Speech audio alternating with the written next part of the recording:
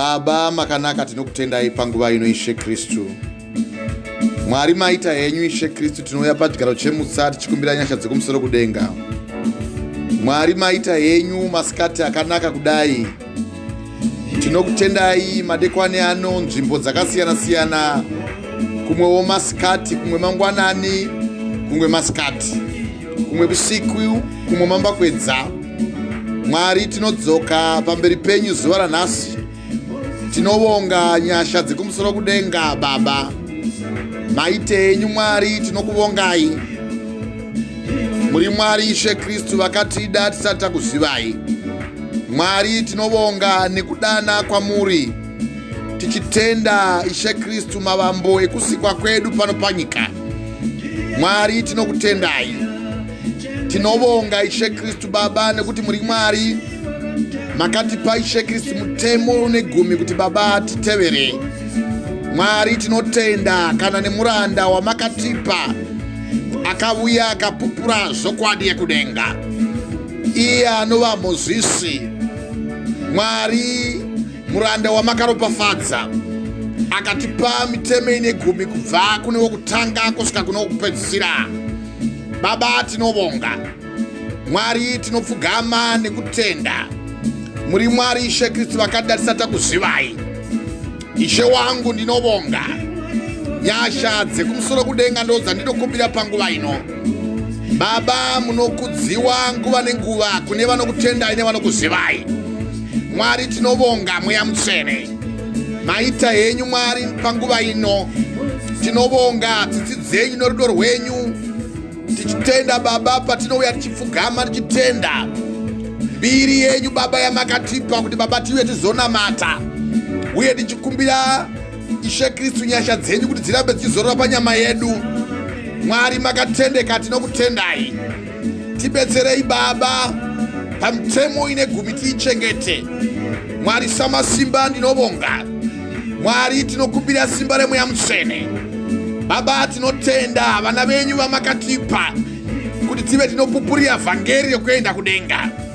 Mwari ndinovonga nekukudza Ishe Kristu mbiri yekumusoro kudenga. Maita henyu Baba tinoziva kuti mutemo wakauya kuti kudarika kuwande, asi nyasha padzakawanda Ishe Kristu zvivi zvakawanda nekudarikidza. Mukauya Ishe Kristu mukabvisa zvivi mukati mekurarama kwedu. Tinovonga mutemo Ishe Kristu nekuti Baba munotaura kuti iye anoda akabereka anodawo newakaberekwawo naye, nekuti anoda akabereka anodawo akamubereka. Ndo zvatinoziva nazvo kuti ivana vaMwari kana tichidana, nekuti kuda Mwari ndo kuchengeta murayiro wake, nekuti murayiro waMwari haunetsi. 1 John chapter 5 kubva pavhesi ya 1 kusvika pavhesi ya 2. Mwari tibetserei tifambe nemwi. Maita henyu Mwari panguva ino yandichapupura shoko renyu rekuindisa vana vaMwari kudenga, vana vamakasvika pano panyika, vana venyu vamakada kubva kuna 1 Peter chapter 2 kubva pavhesi ya 9 kusvika pavhesi ya 10, kuti nekudaro tanga tiri vanhu tiri rudzi kwakadiwana Mwari, imba yeuranda, imba yenyasha. Mukatirangarira Baba, mukatipa mweya mutsvene, chitaura inesu Baba, mukurukure nesu. Tanga tiri vanhu asi takazova vanhu matirangarira. Tanga tisina nyasha asi Baba makatipa nyasha. 1 Peter chapter 2 kubva pavhesi ya 9 kusvika pavhesi ya 10. Baba chiuyai mutaure nesu. Mwari samasimba tinovonga. Simba renyu Baba ndo ratinokumbira. Musatisiya tiri toga Baba, taurai nesu. Mwari maita henyu. Ndinonamatira Baba vana vangu Ishe Kristu kubva kuna mudzimai wangu Mai Esther Prince nevana vangu vatanhatu vamakadipa kubva kuna Brian Samantha, Sean Shalini Mapachka amakandinopafadza navo, nemuranda waMwari Ishe Kristu Samuel Prince wamakazodza mukamuita muranda wenyu Baba ane makore Ishe Kristu masere. Mwari ndirangarirei Baba, rangarirai vose vanopupura kubata kwaJesu, vese vanotaura Ishe Kristu murayiro wenyu Baba tibetserei. Mwari waAbrahama, Mwari waIsaka, Mwari waJakobo, maite henyu Mwari. Ndinokuvongai zita renyu Baba ngarikudzwe nekusingaperi. Amen. Ndinokutendai mai, ndinokushingamizai pamberi paMwari. Haleluya. Amen. Masikati akanaka Apostle, maswera sei? Taswera mama, maswera sei wemi? Taswera zvakanaka Apostle. Maswera sei vana veDACC kwose kwamuri kumativi mana enyika. Ndinokukwazai muzita raJesu. Amen. Hallelujah. Amen. Toda kutenda Mwari mama, nguva yavatipa mweya mutsvene, tanamata tichinzwa mashoko anoimbwa nababa Manyeruke. Mozisi mugomo. Mozisi achipuwa mirayiro 10 mugomo reHorebhi, gomo raMwari, mutemo wokuti titevere uye tive tinogona kufamba maari. Iye musiki wedu wakatida tisati tamuziva. Bhuku yangu tichiverenga zuro taiverenga pamusoro peruvengo uye kurambana. Tikabata ndima dzakati wandei zuro pamusoro pemweya mutsvene, zvaunotidzidzisa pamusoro peruvengo uye pamweya wokurambana. Asi ndinoda kufara kwazvo kuti Mwari vakatigonesa, vakatipa mukana wokuti tive tinoverenga ndima dzakati wandei zuro, dzakatiita kuti tiswedere pedyo naMwari, dzemurayo wavo, mutemo wavo vakati titevere kuti ivo pachavo vasabuda matiri. Nekuti takaverenga kubva kutsamba yaJohani wokutanga chapter 5 kubva vhesi ya 1 kuti mumwe nemumwe anotenda kuti Jesu ndiye Kristu, iye akaberekwa naMwari. Mumwe nemumwe anoda iye akabereka anodawo akaberekwa naye. Ndo zvatinoziva nazvo kuti tinoda vana vaMwari kana tichida Mwari tichiita mirayiro yake, nokuti rudo rwaMwari ndirwo kuti tichengete mirayiro yake. Mirayiro yaMwari hairemi. Isu ndisi tinogozha, ndisi tinorema. Nemhaka yei? Nokuti chinhu chipi nechipi chinoberekwa naMwari chinokunda nyika. Kukunda kwakakunda nyika ndo kutenda kwedu. Ndiani anokunda nyika? Asi iye here anotenda kuti Jesu Kristu ndiye mwanakomana waMwari. Ndiye akauya nemvura neropa. Iye Jesu Kristu haana kuuya nemvura bedzi, asi nemvura neropa. Ndiye mweya anopupura, nokuti mweya ndiye unopupura, uye unopupura uchipupura pazvitatu zvinoti mweya nemvura neropa. Zvitatu izvi zvinopupurana chinhu chimwe. Saka dai Mwari vanga varopafadza vana vavo, tanzwa mashoko emurawo wavo, mashoko achatiswededza pana Mwari. Kana tikasataura pamusoro pemurawo waMwari, hatina kururamiswa kwatinoitwa naMwari. Mwari vanosvibira kwazvo kuti mweya yedu ive inowadzana navo, tibvise kurasika uye tibvise mutera pakusatevera Mwari. Saka Mwari vachimupa murayiro 10 vakanga vaine chinangwa chokuti ani nani anotevera murawo achawana upenyu husingaperi. Bhuku yangu yotaura kuna Johani chapter 3 pavhesi ya 16 kunokudaro Mwari akada nyika akaipa mwanakomana wake iye oga, akati ani nani anotenda kwaari arege kuraswa asi kuti aone upenyu husingaperi. Tikakota ndima iyo kubva kuna Johani wokutanga chapter 4 kubva pavhesi ya 8 kuti asingadi haazivi Mwari, nekuti Mwari ndigo rudo. Rudo rwaMwari rwakaratidzwa kwatiri nechinhu ichi, kuti Mwari akatuma mwanakomana wake ega akaberekwa ari mumwe chete munyika kuti ave noupenyu naye. Rudo rwuri pachinhu ichi kuti hatisi isu takada Mwari, asi kuti ndiye wakatida akatuma mwanakomana wake kuti ave rudzikinuro rwezvivi zvedu. Haleluya, haleluya mama. Amen. Tatitange kungodzidzisa vana vevanhu kuti vachipinda vachinzwa rwiyo baba Manyeruke, Mozisi mugomo achipiwa murayiro 10 kuti vanzwisise kuti mutemo wakauya kuti kudarika kuwande, asi zvivi pazvakawanda, nyasha dzakawanda nekudarikidza. Saka Mwari ngavatibetsere, vatipe mweya mutsvene uchagara nesu patichapupura nhasi, mweya weruvengo zvinovenga Mwari. Haleluya. Amen. Dai Mwari vanga vatiropafadza, mweya mutsvene uve nesu kubva zvino nekusingaperi. Amen. Toda kutenda mama, mweya mutsvene unotigonesa, simba raMwari iro rinogara matiri, nairo simba rakapa vana vevanhu kuti vave vanogona kududzira zvokwadi yekudenga uye vana vemwari vava vanogona kuteveravo izwi rekutaura kwavo Mwari. Nekuti kana Mwari vachitaura kwatiri vanotaura kuti isu tidani. Buku yangu yotsanangura kuna 1 John chapter 4 kubva vhesi ya7 kuti vadikani ngatidani, nekuti rudo runobva kuna Mwari. Mumwe nomumwe anoda akaberekwa naMwari anoziva Mwari, asi asingadi haazivi Mwari, nekuti Mwari ndigo rudo. Rudo rwaMwari rwakaratidzwa kwatiri pachinhu ichi, kuti Mwari akatuma mwanakomana wake iye oga, akaberekwa ari mumwe chete, akagara patiri munyika kuti tipe zivo uye tigowana upenyu naye. Rudo ruri pachinhu ichi, kuti hatisisi isu takada Mwari, asi kuti ndiye wakatida akatuma mwanakomana wake kuti ave rudzikinuro rwezvivi zvedu. 1 John chapter 4 kubva pavhesi ya7 kusvika pavhesi ya9. Vadikani, kana Mwari akatida saizvozvo nesuwo tinofana kudanana. Hakuna munhu akamboona Mwari. Kana tichidanana, Mwari anogara matiri, rudo rwake runokwaniswa matiri. Why can't you say amen? Amen, Apostle. Hallelujah. Toda kutenda Mwari, mashoko avo matsvene anopupurwa nemuranda wavo Apostle Michael Gabriel Prince. Kwese kwamuri tinokumbira kwazvo dai magona kutirangarira sekurangarirawo kwatinokuitai, tichikunamatirai, tichikumbira Mwari wamene kuti avandudze mweya mutsvene wenyu, uye Mwari wamene agare mamuri asakusiyai aramba ari pamuri. Sesuwo patakaziva kuti imimi kubva pazuva ratakakudai hatina kukanganwa nezvenyu. Vakorosi vekutanga chapter 9 pavhesi ya9 Pauro anovanyengeterera.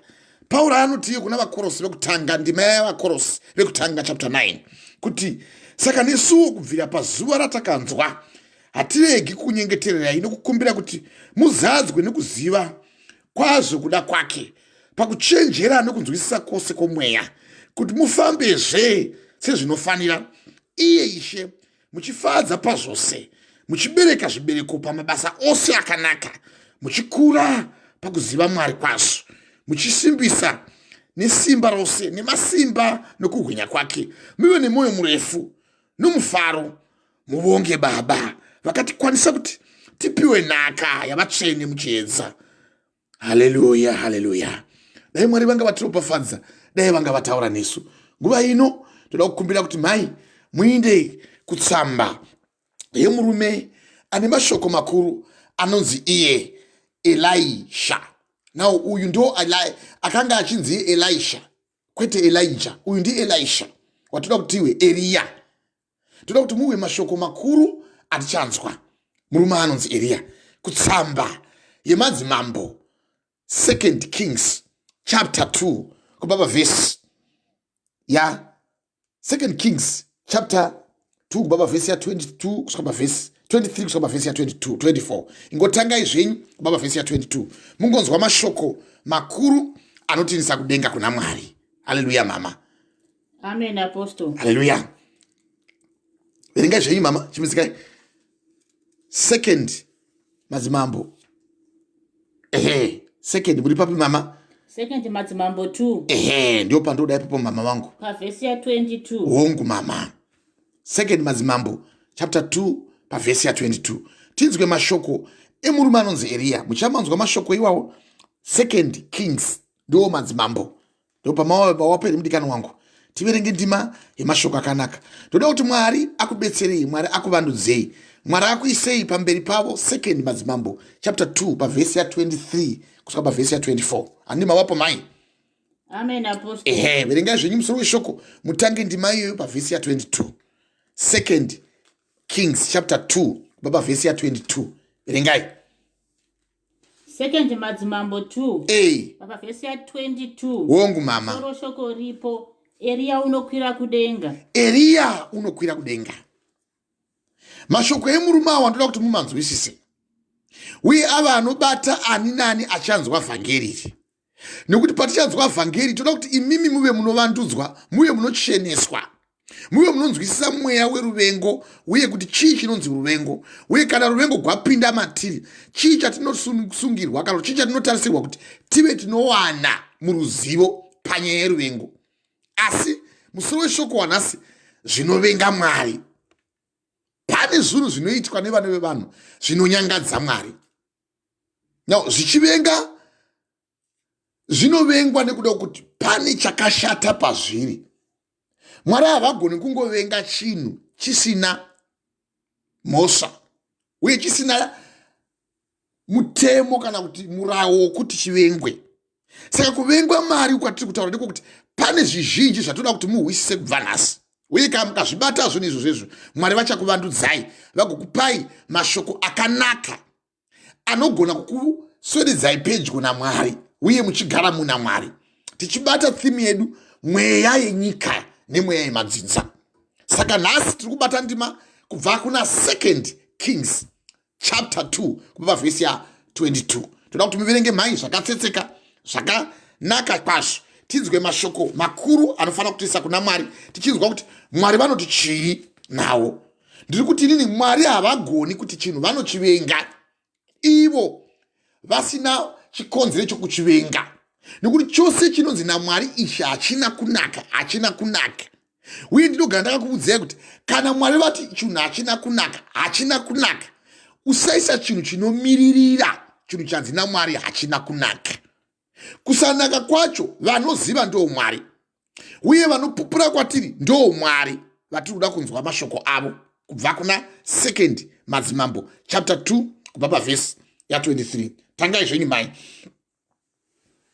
Pavhesi ya 22. Tangai kubva pavhesi ya 19 zvenyu mai. 2 Madzimambo 2. Kubva pavhesi ya 19. Zvino varume veguta vakati kuna Erisha, tarirai henyu nzvimbo yeguta yakanaka hayo, sezvamunoona, ishe wedu, asi mvura yakaipa nenyika haibereki zvakanaka. Asi mvura yakaipa, pakaita koma ipapo, nenyika haibereki zvakanaka. Andei mai. Iye akati chinyi? Pavhesi ya 20. Iye akati, ndivigirewo ndiro itsva. Mugoisa munyumo. Vakamuvigira iyo. Very good. Akadini? Pavhesi ya 21. Akaenda kuchitubu chemvura. Akadira munyu imomo. Akati, zvanzi naJehovha, ndarapa mvura iyi, hapatozovepo rufu kana kusabereka. Pavhesi ya 22. Naizvozvo mvura ikapwa kusvikira nhasi, sezvaakataura iye Erisha. Very good. Chida pavhesi ya 23. Pavhesi ya 23. Zvino wakabvapo akaenda Bheteri. Akati achikwira nenzira, zvikomana zvikabuda muguta, zvikamuseka, zvikati kwaari, iwe nyamhanza, kwira. Pavhesi ya 24. Iye akacheuka, akaona, akavatuka nezita raJehovha. Ipapo maperembudzi maviri akabuda munondo. Ipapo maperekadzi. Kwete maperembudzi, maperekadzi. Verengai zviripo. Hande? Ipapo maperekadzi maviri akabuda munondo, akaparadza vana 42 vavo. Pavhesi 25. Akabvapo akaenda kugomo reKarmeri. Akabvapo akadzokera Samaria. Ndo painoperera ipapo. Now, nyaya yatinoda kutaura nezvayo masikati anhasi inyaya yemweya weruvengo uye zvinovenga Mwari. Apa tada kuti tingotanga kurova nhunganyaya yenyaya yandati Mwari vamene ngavatange vataura nemi vadudzire shoko ravo. Now, pamamuchiwa mai vachiverenga ndima idzi, ndima yataverenga isusu tichihwa zvakanaka zvakatsetseka, pavangovoda havo kupogaka pandavadzora maperekadzi kwete maperembudzi. Now, Mwari vachitarisa vachiona vana vevanhu, chinhu chokutanga chavanoona pamberi pedu kuva vanhu vanoda ivo Mwari. Ndo chinhu chokutanga. Kana tada Mwari, kana Mwari vatoona kuti isu tinovada, ivo vanotida. Asi kana vakavona kuti isu hativadi, uye isu vachiona zvakare kuti tinovavona uye tinoziva kuti variko, hatina basa nekushumira, ivo havana hanya nesu. Saka nyaya yamamuchiwa ichiverengwa namai pamusoro pemurume anonzi Elisha. Now, Elisha achinzi akwira kuenda kudenga. pakaita murume akazosara wakanga ari amabheria wake. Pana Elijah koita Elijah. Now this man atiri kutaura nezvake uyu ndo Elisha kwete Elijah. Ndo wakanga ari mubati wehomwe kana kuti weutavo kana kuti wembuva kana kuti webhegi. Ndiye anga ari amabheria wemurume ainzi Elijah. But nhoroondo yamuri kuhwa ichiparidzwa namai apa vari kuparidza pamusoro pemurume uyu zvaakasangana nazvo. Iye atotaridza simba panzvimbo papasina mvura yakanga ichinaya, mvura yaivava. Now Mwari vozopa simba rokuti izvo zvatiri kuona zviri kuitwa pavana vevanhu regai ndichivapa donhodzo. Now donhodzo richiuya ranga riine chinangwa chekupa vanhu vakanga vachigara munyika yaakanga asvika. Elijah atokwira kuenda kudenga. Saka uyu ndo wakanga wava mucherechedzo wokutaridza kuti simba raMwari riri paari uye kuti Mwari anaye. Asi Mwari anaye, pane zvimwe zvakazoitika zvakaita kuti vazhinji vakone kuona kana kuziva pasimba iri, zvakaita kuti vafana vamamuchiverengegwa vave vaseke. Na kama makateerera mamusina kutsindira zheve vhesi mai vachiverenga vaverenga mashoko anozipa fana pamusoro pendudzi dzevana ava kuti vakanga vari vana vani uye chii chavakanga vachiita.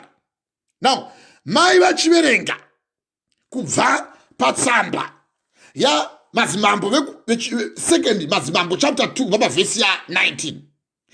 Elisha anorapa mvura paJeriko, baba paJeriko. Now rangarirei kuti ndo nzvimbo iya yatakaparidza yakanga iine mukadzi uye ainzi Rahabhu chachiri chifeve. Asi muchihwandima mai vachiverenga vati zvino varume veguta vakati kuna Elisha, tarirai henyu nzvimbo yeguta yakanaka hayo sezvamunoona, uye ishe wedu, asi mvura yakaipa panyika haibereki zvakanaka, kureva kuti mvura yaivava.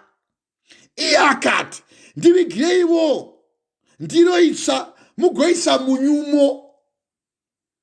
Izvi ndo zvaakuita vazhinji manje vodoti ko Elisha wairapa nei nemunyu isitorapawo nemunyu. Mukatarisa murume anonzi Elisha pane zvaaita zvakanga zvakatumwa naMwari kuti aite, kwete zvekufungira kuti aite. Now vanozovukavo vane zvimwe zvavanozoita zvinozovengwa naMwari. Saka achiita zvaaita izvi wakanga aine mucherechedzo wezvaifana kuti zviikwe pamvura yanga yakaipa, kwete pamuviri wemunhu. Nokuti achiti ndipei ndiro tsva uye mundipe zvakare munyu, wanga asingareveri kuti ndoda kuti ndikwize mavoko angu kuti zvidhoma zvisauya pamuri kana kuti muise munyu pasi pepiro. Pane zvaifana kugadzikwa pakuipa kwemvura yaivava, yaifana kushandurwa nesimba raMwari nezvaivava. Haleluya, haleluya, haleluya. Amen, Apostle. Saka achiona vanhu vachinge vachitambura vachiuya kwaari, Mwari vakauya vakamupa zvaifana kuti vanhu vava vanogamuchira, kuti vave vanotenda kuti Mwari zvino kwazvo vahwa kuchema kwedu, tavudza muranda wavo. Saka havana kuisa chimwe chinhu chinomiririra. Na pava nedambudziko manje rekuti tichiparidza kudai, pane vamwe vanotoshandura zvinoda Mwari, voda kuti zvavo zvinofana kuti zviwikwe zvive zvinoparidzirwa kwavari. Hatidero, hatigoni kuchinja mharidzo kuti isute iwe zvaunoda. Hatidero. Saka iye ati kwaari, vavati kwaari, ndo zviripo, nzvimbo yakanaka sezvamunoona ishe wedu, asi mvura yakaipa panyika haibereki zvakanaka. Iye akati, chindivigirai ndiro tsva mugoisa munyumo. Vakamuvigira izvozvo, akaenda kuchitubu chemvura akadira munyu imomo. Iye ndokuti kwaari, zvanzi naJehovha, ndarapa mvura iyi, hapachozovipo rufu kana kusabereka. Saka haana kuisa chinhu chaimirira. Iye wakapa simba rezvaakanga anzi naMwari ita, mweya weruvengo zvinovenga Mwari. Now, aita saizvozvo, bhuku yangu takuti naizvozvo mvura ikarapwa kusvikira nhasi sezvaakataura iye Elisha. Haleluya, haleluya, haleluya. Amen, Apostle. Bhuku yangu yotsanangura kuna Jakobo chapter 5. Kuti aripo here anorwara, auye pamberi paMwari, adane vakuru vekereke. Now, vauye vaise mavoko pamusoro pake, vamuzodze nemafupa, kunye nemafuta, kunyange kana achirwara achaporeswa, chero anga aine zvivi acharegererwa. Bhuku yangu yaenda kumberi yoenda ichitiyo, nekuti munamato wemunhu wakarurama une simba pakubata kwawo. Saka zvaakaita murume anonzi Elisha zvazvine simba pakubata kwawo, nokuti wakanga amutuma ndoMwari, kwete iye achiita. Uye hamuna kuhwa kuchinzi akarirapo, hamuna kuhwa kuchinzi iye aita ane nguva yakuti akaita seveseve. Vachimuvudza vaimuvudza vari ivo, aidavira ndiye aidavira. Now, haisiri nyaya yekuvukwai, haisiri mweya wekuvuka, iyi mweya weruvengo uye zvinovenga Mwari. Now, aita saizvozvo, bhuku yangu inotsanangura kuna 2 Kings chapter 2 pavhesi ya 23, kuti zvino vakati vabvapo akaenda Bheteri, achikwira nenzira, zvikomana zvikabuda muguta zvikamuseka zvikati kwaari, iwe nyamhanza kwira, iwe nyamhanza kwira. Izvo kwava kwava kuhomera, vaziva kuti Elisha wasara, asi Elijah aenda kudenga.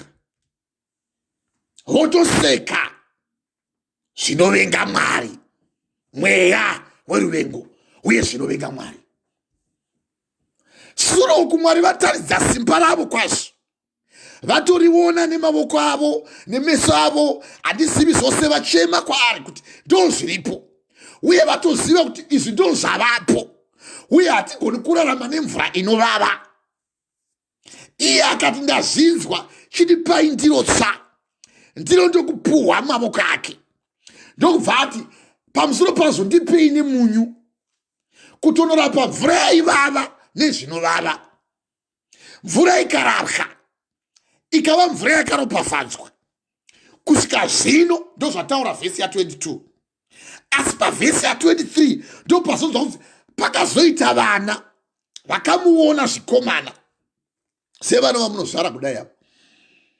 Vamuona manje, ndopo vakatanga kuseka simba raMwari pamuranda waMwari, asi vachiseka chimiro, kwete munhu, chemuranda waMwari. Uyu wanga asingori munhu, uyu wanga ava muranda waMwari, mweya weruvengo zvinovenga Mwari. Saka vachiseka havana kuziva kuti pane zvichazoitika. Ipo paunenge wakagara waudzwa shoko chairo rezvokwadi nekuti unofanira kudenga, iwe woseka, ataura uye anoita uye akadamwa, womhudza, wosora, wotuka, wonyoka, wotaura zvisiri izvo zvinotarisirwa kuti utaure, mweya weruvengo uye zvinovenga Mwari. Izvo zvauri kuita izvo, pane anokusunda kuti uite, nokuti mweya waMwari haugoni kukutendera kuti useke Mwari iwe. Mweya waMwari kana uri mauri unokutendera kuti ukudze Mwari uye uvade, uye uzive kuti ndo vakasika denga nenyika, uye hapana chinhu chinoitwa navo kana vasina kuzvitendera. Iwo voga ndo mutari, ndo vokutanga. He is the Alpha and the Omega. He is the beginning and the end. Ndo vokutanga. Saka kana wazoseka, ndo paunofanira kuziva manje kuti zvaita kuti useke pane zvakusunda, zvisisiri zvaMwari zvava nemweya usisiri waMwari. Haleluya, haleluya, haleluya. Amen, Apostle. Da kuti ibatike zvakanaka naka nokuti paticharabata mundima yemweya weruvengo uye zvinovenga Mwari.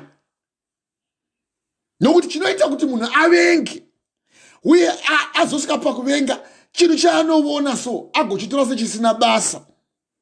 Nokuti pavaimuseka apa vaitomutora semunhu asina maturo uye vaimutora semunhu asina kana njere uye munhu anongovawo nemhasha. Akati musharukwa uyu tingaseka here? Bhuku yangu yotsanangura kuna Matthew 24 kubva pavhesi ya 32. Dzidzai pamuonde mufananidzo uyu, kana davi rawo rava nyoro, mashizha achitunga, moziva kuti shizha rava pedyo. Ivo vaiona zvavo mabasa emurume ainzi Elijah, uye vachitoziva nemabasa aita Elijah, uye vachitoziva kuti uyu Elisha ndiye wakanga ari mubati wehomwe yemurume ainzi Elijah. Ivo ndokumuona abva kutora pamvura uye achizikamwa hake kuti uyu ndo wakanga achifamba nemuranda waMwari. Ivo ndokuseka. Vakawanda vanotoseka so. Nyaya yekuseka haina kushata iyi, asi wokuseka uye chekuseka ndo pane nyaya. Wokuseka uye chekuseka ndo pane nyaya. Mweya weruvengo zvinovenga Mwari. Umwe wogozobvunza kuti ko zvino yekuseka inogozova papi pakuvenga Mwari? Uye kana ndaseka chanzi chekuseka ichi ndo pane nyaya, uye wokusekwa ndo ane nyaya. Bhuku yangu yotsanangura kuna vaGalatia chapter 6 kubva vhesi ya 7 kuti musanyengerwa. Mwari haasekwi, nekuti chaunodyara icho ndo chaunokohwa. Kana uchiseka zvako so uchiparidza vhangeri kudai so, pane ruvengo gwaunounza pamberi pako nepamberi paMwari. Nokuti uchirarama kudai so hauzivi zvinogona kukuwira nekuseka so vhangeri. Nokuti kana waseka akaziva kuti chawaseka ichi chichadavirawo kusekwa, iwopo kana muchiseka nachaizvo chaizvo, kana mukaona munhu anotsika kana neshangu divi kudai so, tatinongo murume ainzi Chingariso kwedu uku kumusha kuChingariso waitsika nedivi so, nakare kwazvo vanhu vachiseka kuti uyu ndiChingariso anopedza shangu. Kana angotengerwa shangu kudai haatori nhambo, shangu yake inenge yapera. Vanhu voseka kutsika kweshangu nedivi. Izvo zvinosekesa vanogona kuona sekuti zvinonakidza kuseka, asi pane akatotsika akatopa munhu iye upenyu kuti afambe nerufambiro igogo uye azotsikavo nedivi. Iyewo kana ukazoonekwawo kana mhazha yako, kana ukazoonekwawo kana guvhu rakakura, wotozotarisai guvhu dende.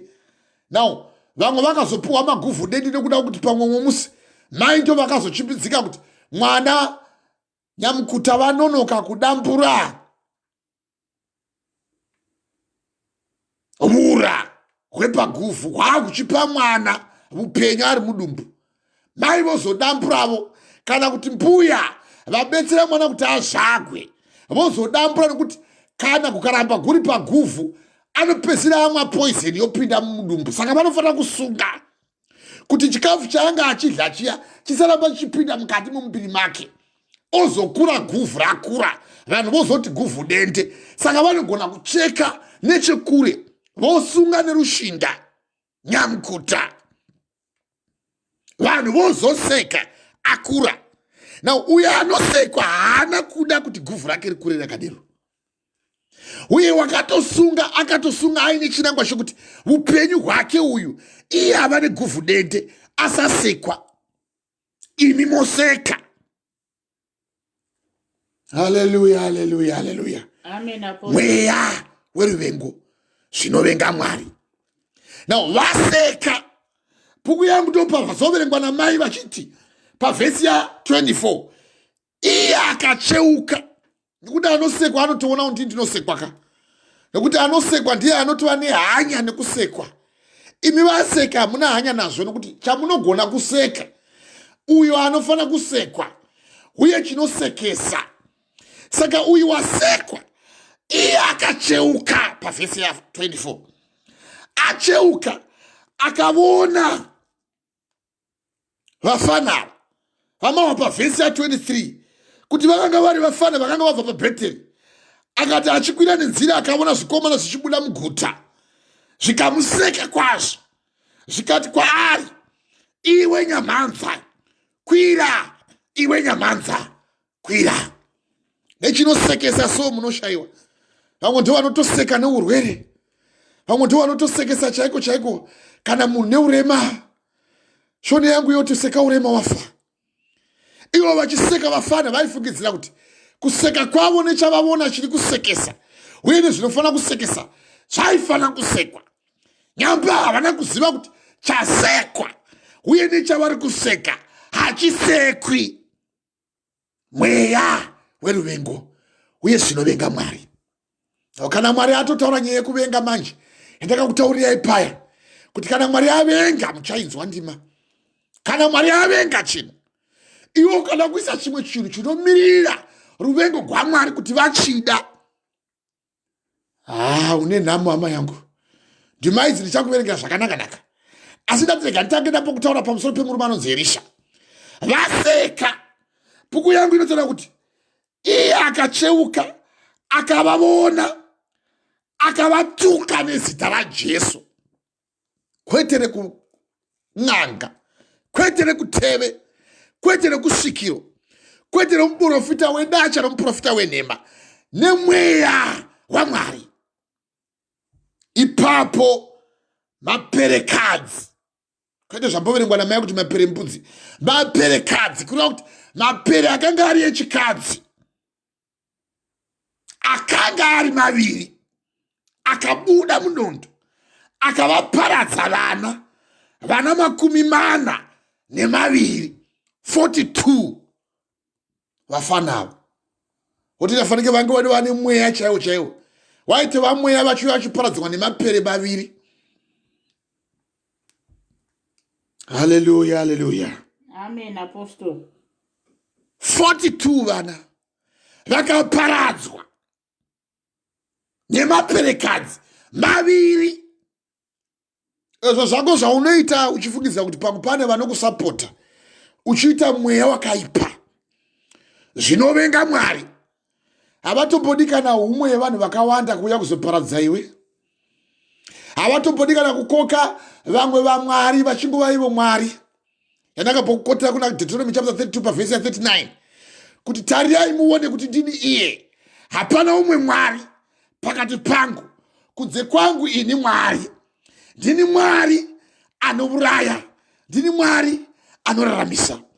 Hapana umwe Mwari angagona kuuya pamberi penyu, angagona kuuya achizogona kudziva ruoko rwangu kana ndoparadza.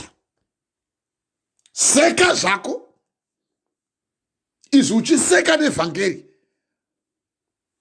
mweya weruvengo zvinovenga Mwari. Ndoda kana watoseka zvako nekutovenga zvako vana vakadamwa naMwari kuti vapupure vhangeri, wotorinzwa woenda izvorega kuritevera, waunzwa watsiugwa woramba kana kuita sezvadziita, wotomirira nguva yako yekufema pamwe nemhino, pamwe nemuromo wesusu. Wazoda nguva yako.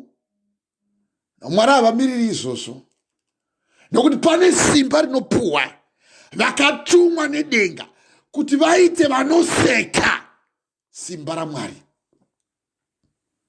Kara zvako.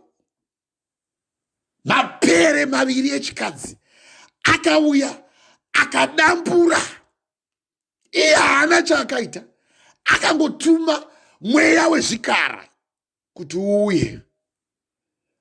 Tichikuti ipaye pamunokanganisa, dzokai pamurayi nozvipupuriro, dzokai pana Mwari, zvinovenga Mwari.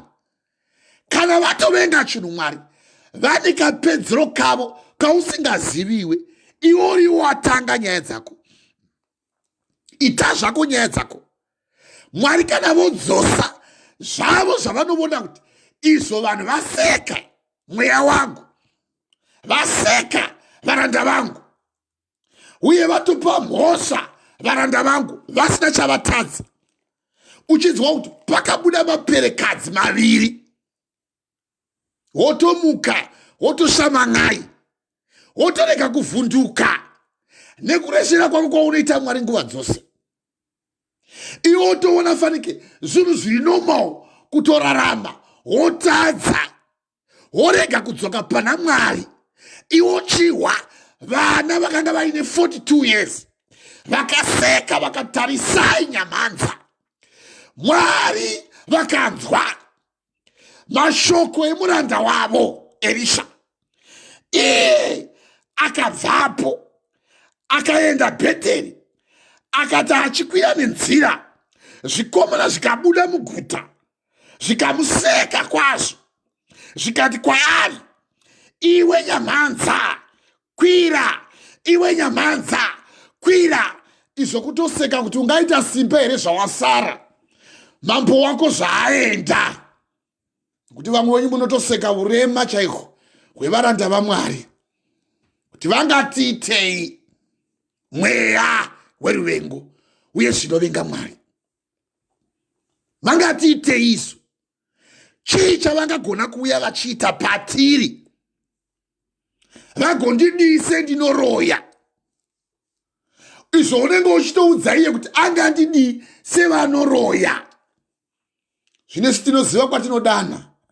Bhuku yangu yetsarangura ichiti iye akangocheuka, haana kupindura, akatovavona nemeso ake so, akavatuka nezita raJesu. Apedza vakauya vakakuyiwa kwazvo, ende vakuyiwa iye haana kana sori yaakapa, uye mapere avo akangouya akangorova ivo vari 42. Iye semuranda waMwari akaramba akamira kudai. Kati chikuudzai kuti tendevukai panzira yenyu isakarurama. Munofireiko vana veimba yaIsraeri? Tendevukai, tendevukai. Mungafireiko vana veimba yaIsraeri? Mweya weruvengo zvinovenga Mwari. Iwe wotovenga kwazvo varanda vaMwari. Wotoona kuti vhesi idzi ndedzako, dzinofana kungopfuura uchitoseka kuti hai wavatanga. Mweya weruvengo zvinovenga Mwari. Sekai zvenyu. Iye apedza haana kumbomirira kuti vachapindura kuti chii. Akangomirira kuti mapere ngaakazhe. Mapere akakazha. Vakadliwa vose. Hatisi kuipedzera apa, titanga takudzidzisa. Tikozokudzidzisa zvaunofanira kuti uite. Nokuparidzigwa so tuna kutobvunza kuti saka moda kuti tichidii? Oda kuti tichiuya tichidii? Tichitanga tangukwisa kuti chidzoka kuna Mwari. Totanga tangu tichiuya panapa zvawakareshera Mwari zviya chimbouya tikubhabhatidze. Iye tikubhabhatidza tikupa madhiringi anotonhorera. Kana tichiuya panapa umbouya umbovata pachifuva chedu. Sezvakaita Lazaro murombo wamunhu wakuti afa akatogwa nevatumwa. Akaonekwa naLazarus mufumi ava mugehena. Lazarus mufumi akavata pachifuva chababa Abhurahama. Ndo zvaunda kuya uchiita here? Wofunga kuti ruvengo rwako kwokutoseka vhangeri kwazvo tichiparidza kudai, muchiseka kwazvo tichiparidza kudai, kutoshaya hanya, uye nedzidziso dzatokudzidzisai kuti ngavataure zvavo zvinei nesu, izvi hazvinei newesu, kutongwa zvakunononoka. Vanakomana vanhu vanosimbirira kuita mabasa asakarurama. Ita zvako, ramba zvako, nekutokupa mukana wokuti kana wadai chifana kufamna kubata mukana uno kuti uchimupenyu, kuti hauzivi paunoraraka iwe kuti uchamuka here, uye hautozivi kuti uchipedza kuhwa shoko iri ucharamba uri mupenyu here, uye hautozivi kuti nezvino zvaunenge uchiita hako mudzenga uko, hautozivi kuti nerawadla nhasi richamuka mangwana riri mudubhere. uswa hwenyati ndo uri pamuromo, uri mudumbu, uri pamuromo inofanaho. Autozivi kuti nendove yako iyi hachisisere chizvizvi chokupedzisira chau chabudisa. Mwari vouya kuzotora mweya wako, nemweya wako uyu wokutoseka vhangeri kwazvo, wokusatoda kwazvo kubudziwa pamusoro pezverudzikinuro, wokukuendesa kudenga waMwari kwete hweteve, wotoseka kwazvo pamharidzo yaMwari, wotouya kana maameni kana mahareruya kana tanzwa Mwari, izvo uchiita so. Uswa hwenyati ndo uri pamuromo, uri mudumbu inofanawo. Yava ndove iyo, hauchina simba kwazvo pazviri. Bhuku yangu yotsanangura kuna Matthew 12 pavhesi ya31. Vamuseka kwazvo mwanakomana womunhu, atobudisa mweya wesvina, vakamuseka semasekera unoita kudai. Jesu anobudisa mweya wakaipa, ndokudadilwa nevafarisi, ndokudada manje. Zvino akaisa kwavari munhu aiva, vakaisa kwavari munhu akanga aine mweya wakaipa, raiva bofu nembeveve. Akamuponesa naizvozvo mbeveve ikataura ikavona. Vanhu vazhinji vakashamiswa kwazvo, vakati ko uyu haasiri mwanakomana waDhavhidhi here? Zvino vafarisi vakati vachizvinzwa, vakati kwaari munhu uyu anobudisa mweya wakaipa naBheozebhedhi, muchinda wemweya wakaipa. Zvino Jesu achiziva hake, ndozotaura bhuku yangu, uye achiziva zvinofunga mumwoyo mavo, akati kwaari ushe hungabvisa humwe ushere. Ndopauno waachizokota kuna Matthew 12 pavhesi ya 31, kuti naizvozvo ndinoti kwamuri, vanhu vacharegererwa zvivi zvose nekushona kwose kwavangaita mweya, asi havangaregererwi kushona mweya mutsvene. Ani nani anotaura shoko rakaipa pamusoro pemwanakomana womunhu, uyu acharegererwa. Asi anotaura shoko rakaipa pamusoro pemweya mutsvene, uyu haaregererwi, kana panguva ino kana panguva inouya. Kureva kuti vafana ava vakanga vatobata vhesi iyo, vakakwana mukati mevhesi iyo. Panguva iyoya vakaseka Mwari vakati handiregereri nhubu dzakadai, ndokutuma mapere maviri echikadzi akavakuya kwazvo vari 42 semasekera uri kuita kudai.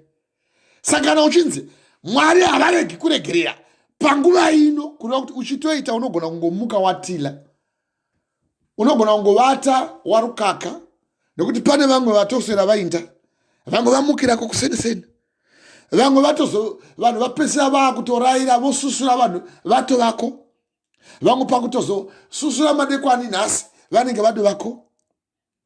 Iwe wakati goza pauri ipapo nemweya wako weruvengo wokusada Mwari zvakazvo, wotoseka vhangeri. Fanike zvinhu zvinosekesa so, wotoseka nevaranda vaMwari sezvinhu zvisina basa so. Mweya weruvengo zvinovenga Mwari. Sekai zvenyu, uye regai kudzoka pana Mwari muchikumbira kangamwiro. Regai henyu, regai zvenyu. Ani nani anotaura shoko romunhu acharegererwa, asi anotaura shoko rakaipa pamusoro pemweya mutsvene haaregererwi, kana panguva ino kana panguva inouya. Itai muti uwo wakanaka nemichero yawo yakanaka, kana itai muti wakaipa uye nemichero yakaipa, nokuti muti unozikamwa nemichero wawo. Imi vana venyoka, vana venyoka, mungagona seiko kutaura zvinhu zvakanaka zvamuri vakaipa? Nokuti mumuromo unotaura zvizere mumwoyo. Munhu akanaka anobudisa zvinhu zvakanaka papfuma yake yakanaka, nomunhu wakaipawo anobudisawo zvinhu zvakaipa papfuma yake yakanaka. Ndinoti kwamuri, shoko ripi nerimwe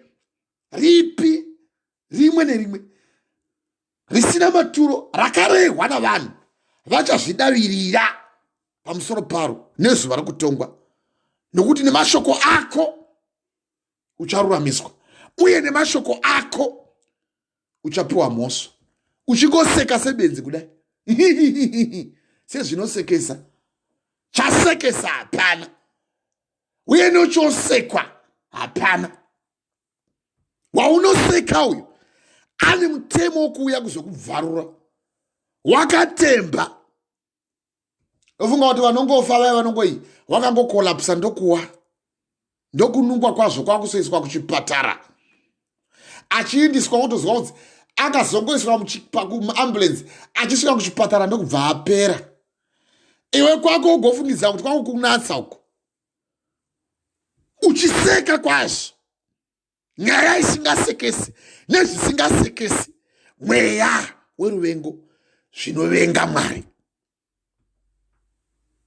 Seka zvako uchitsiurwa so neshoko raMwari, unoseka wotobvunza kuti ndareshei. Bhuku ichikuudza kuti usaseka zvisingasekesi, semasekero akaita vafana va42 nyambanza. Iye ndokuvatuka nezita raJesu. Maperekadzi maviri akauya akavabhanda semakudo anobhanda chibagwe, kuvamura kwazvo semamurira unoita sadza. Iwepo kana ukaona sadza ungaseka sadza here? Unezhara here? Saka chinosekesa chii? Pamweya waMwari uye pashoko raMwari uye pavaranda vaMwari vanokuparidzira vhangeri kuti uinde kudenga. Chokupa kuti mwoyo wako uome, ungoona sekuti zvinhu zviri normal nguva yose, haugoni kutendemuka mwoyo wako. Chii? Mweya weruvengo, zvinovenga Mwari. Haleluya, haleluya mama. Amen, Apostle. Indapa hatitambi. We want to cross the Jordan River. Tava kuda kuenda kudenga. Kana wangoona wasara, iri vhangeri rava vhangeri remutwa, mbeu yemutwa, mutokote. Mbeu yamunorima iye kupedzira iye inokohwa pakupedzira motiri kudya chibagwe, ndo vhangeri iri. Wakati kududuso uchiseka nema, nevhangeri uchirihwa kuti avanoparidza uchiseka so kunge zvinosekesa. Mwari motaura kuti chaseka vana vavanhu sekuseka kwose.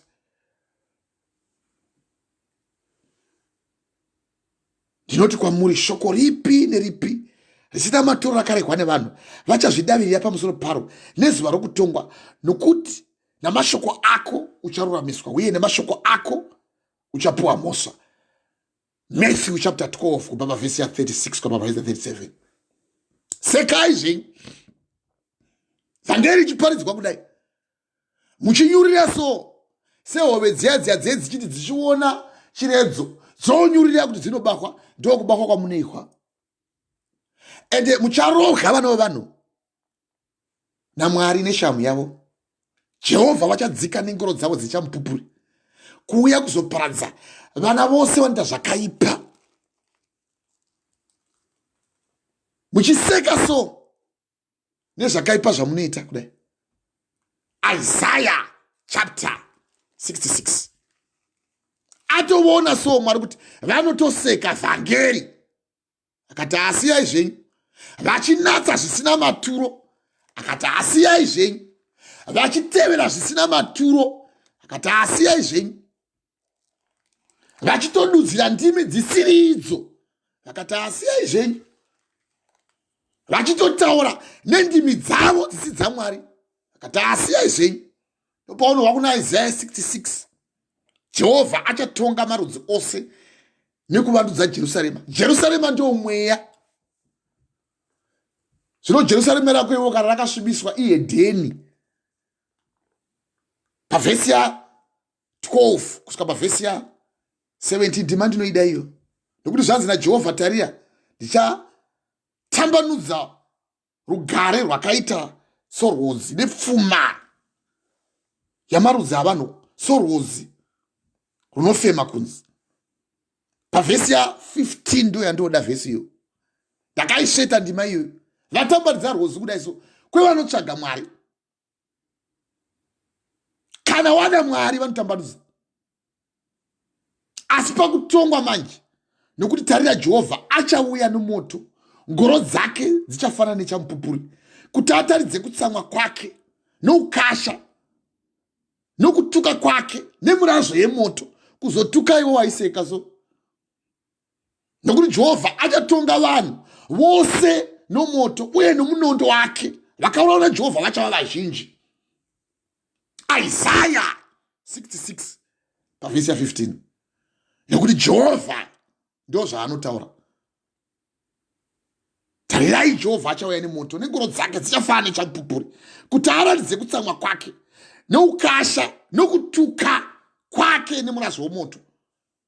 Nokuti Jehovha achatonga vanhu vose nomoto. Kauchowa ndichikupapurira kuna Zvakazarwa chapter 20 kubva pavhesi ya11. Kutongwa kwokupedzisira. Iwo oita zvokutamba. Mwari vachiti vachauya vachizotonga vanhu nomoto. Uchiseka so. Seka. Nechinoseka, unosekei chaunoseka. Noseka nevhangeri, unoseka nevaranda vaMwari. Noseka zvakaipa uchita zvakaipa uchiseka so. Fanike zvinhu zvinonakidza kuseka. Unosekei chinosekesa. Uye chakufadza chii? Ziva chekuseka. Uye ziva wokuseka. Nezvinosekesa. Uchiteka so uchifamba vhangeri uchiriwa, chinosekesa chii uchitadza kuuya kuna Mwari? Wasekei? Zvakazarwa chapter 20 pavhesi ya11 kusvika pavhesi ya15. Tinoida ndima iyo kutonga kwokupedzisira. Zvino ndakaona chigaro cheushe chikuru chichena, naiye akanga agere pamusoro pacho. Nyika nedenga zvikatiza pamberi pake, zvikasawanikwa nzvimbo yazvo. Ipapo ndakaona vakafa vaduku navakuru vamire pamberi pechigaro cheushe. Bhuku dzikazarwa, neimwe bhuku youpenyu ikazarwa, yamunogwa kuna Daniel chapter 7 pavhesi ya9 aitaura. Ndakaona chigaro cheushe, iye wakanga akagara pachigaro cheushe wakakura, mukweguru wakakura kudarika makore ake, aine musoro wakachena, nguo dzake dzakachena semazheya echando. Chigaro chake cheushe chiri moto, murazvo womoto, makumbo ake huriri risi rwaiyerera. Bhuku dzikazarwa, kutonga kukatanga. Ndo zviri kutaurwa naJohn pachikomo chePatmosi riri bofu.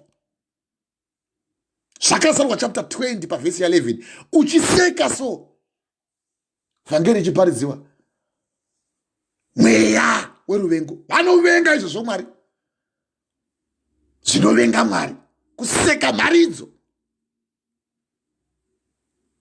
Bhuku dzikazarwa, neimwe bhuku youpenyu ikazarwa. Vakafa vakatongwa nezvakanga zvakanyorwa mubhuku sezvavakabata. Nekuseka kwako ikoko uchingoseka nhema. Uchiparidzirwa so unenge uchingoseka. Chosekesa hapana. Kuda kubata iyo rara neshewa. Uye uchiramba kutendeuka muzvivi zvako. Iwo achikuimbira Moses achipuwa murayiro mune 10 mugomo raMwari, Mountain of Horeb. Iwo unenge uchingoseka nhema. Tichikukoterei kubva kana kuna naJohani uku. Iwo unenge uchingoseka. Nechosekesa unoshaura chaunoseka chi? Unoseka nemharidzo chaiyo, mharidzo. Nekuseka nevanoparidza. Wotoona fanike vanhu hazvina basa zvavanoparidza izvi, uye hazvina maturo. Seka. Ngatiseka, ramba uchiseka. Seka zvako. Gungwa rikabudisa vakafa vakanga vari mariri, nerufu neHadhesi. Zirevo chapter 20 pavhesi ya30 ndiyo yandiri kungokota musoro mangu. Gungwa rikabudisa vakafa nevakanga vari mariri, nerufu neHadhesi zvikabudisawo vakafa vakanga vari mazviri. Mumwe nomumwe akatongwa sezvaakabata nekuseka kwako vhangeri. Ipapo rufu neHadhesi zvikakandwa mudziva remoto. Ndo rufu rwokupedzisira, ndo dziva remoto. Zvino kana munhu akaonekwa asina kunyorwa mubhuku yeupenyu akakandwa mudziva romoto. Yoyadi kukotera kuna Isaya nekuseka kwakoko. Mweya weruvengo. Zvinovenga Mwari. Unotovenga Mwari sokutoseka nokuti kuseka kuvenga. Noseke ichi chosekesa ipapo. Chosekesa pavhangeri chii? Uchitadza kuva serious. Nofunga kuti vana vakaurawa va 42. 42 nemaperekadzi 2 vaseka muranda waMwari. Kuseka vhangeri iyapodza mvura yaivava. Akandipei ndiro tsva nemunyu. Akaishandura vakati nyika yakanaka kwazvo. Asi nhai Ishe wangu mungaitei vatochema vana veJeriko. Akandipei ndiro tsva nemunyu.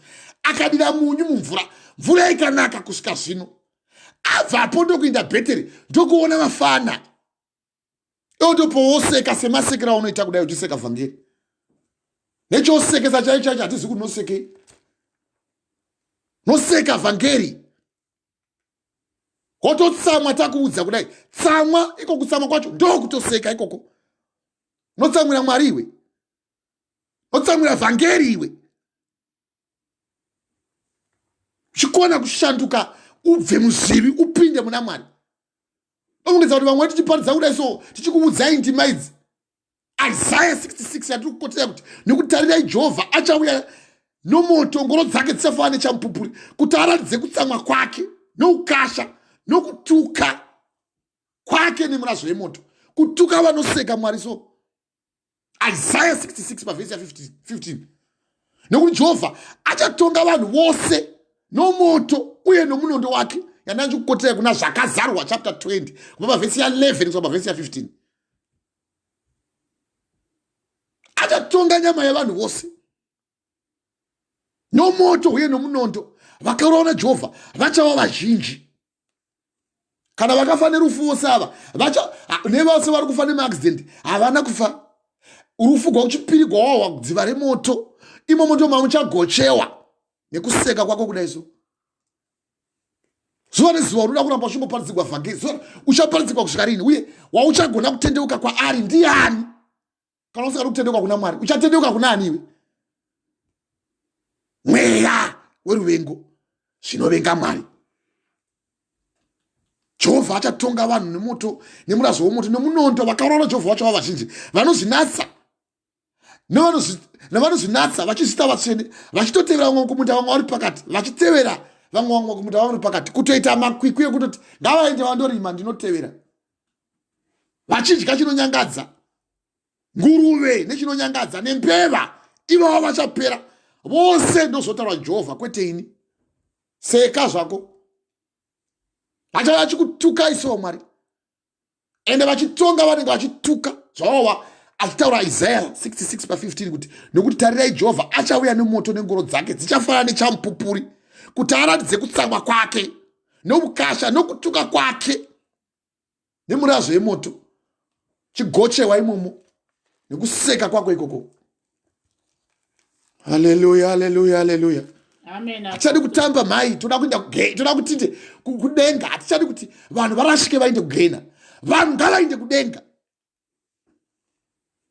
Tikuparidzira vanhu kuti vainde kudenga. Titi zvokutamba mukadzi wangu. Amen, Apostle. Munoseka vhangeri.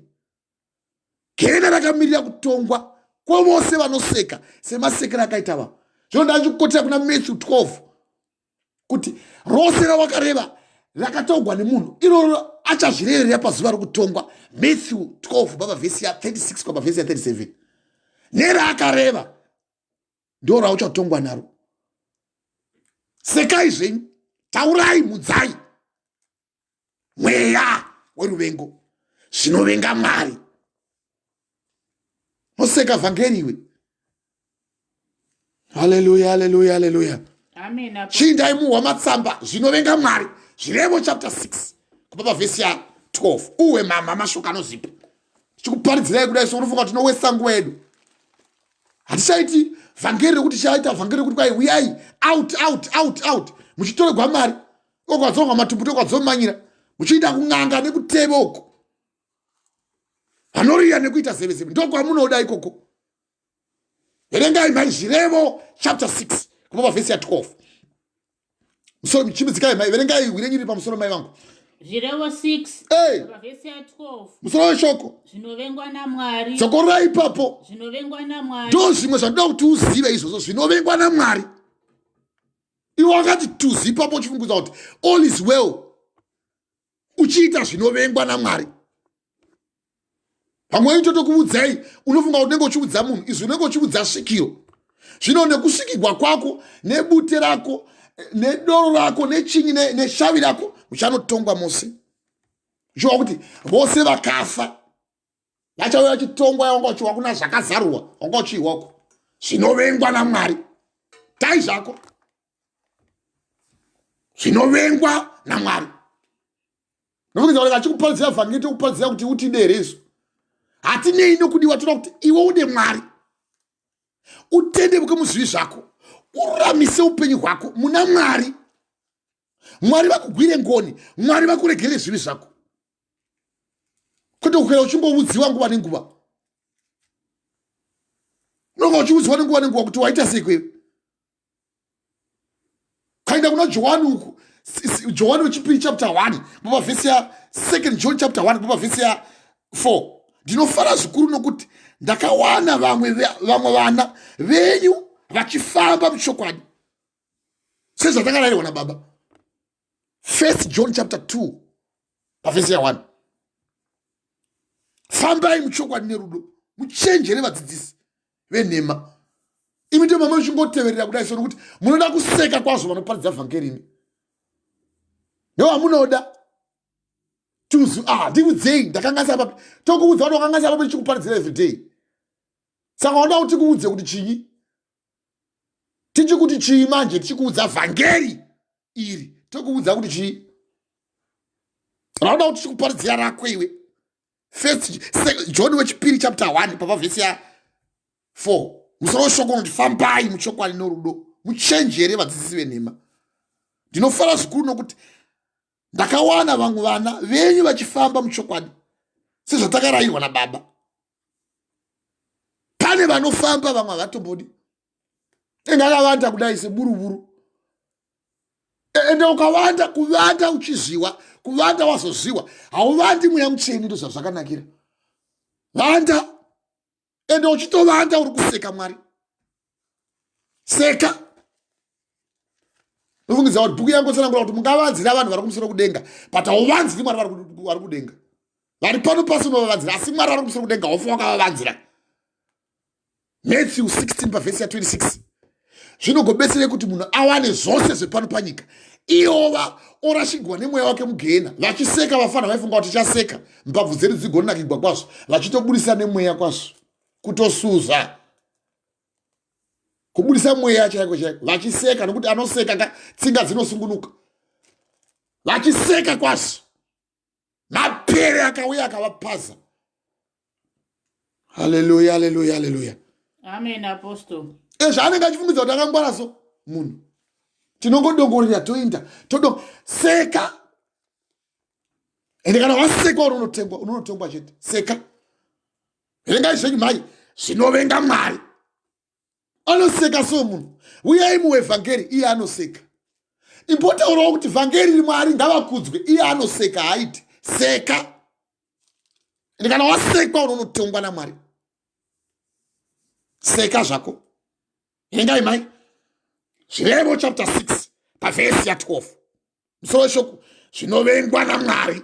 Dzokorai musoro weshoko yo mai zvinovengwa naMwari. Fambai mai pavhesi ya 12 munhu usina maturo doa munhu unoita zvakaipa. Munhu usina maturo munhu anoita zvakaipa.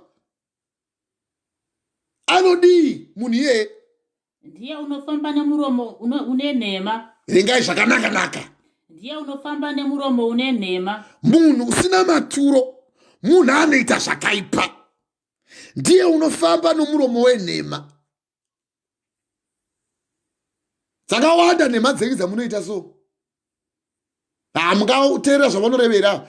Iwavo tine kumwe kwatoenda isi kwatohwa koparidzirwa vhangeri chairotinisa kudenga ripi.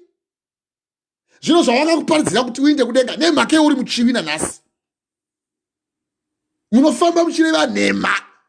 sekusatenda muzokwadi yeshoko raMwari, muchitaura zvamunoda chekutevera Mwari. Saka Mwari anokwana papi ipapo? Imi muri venhema,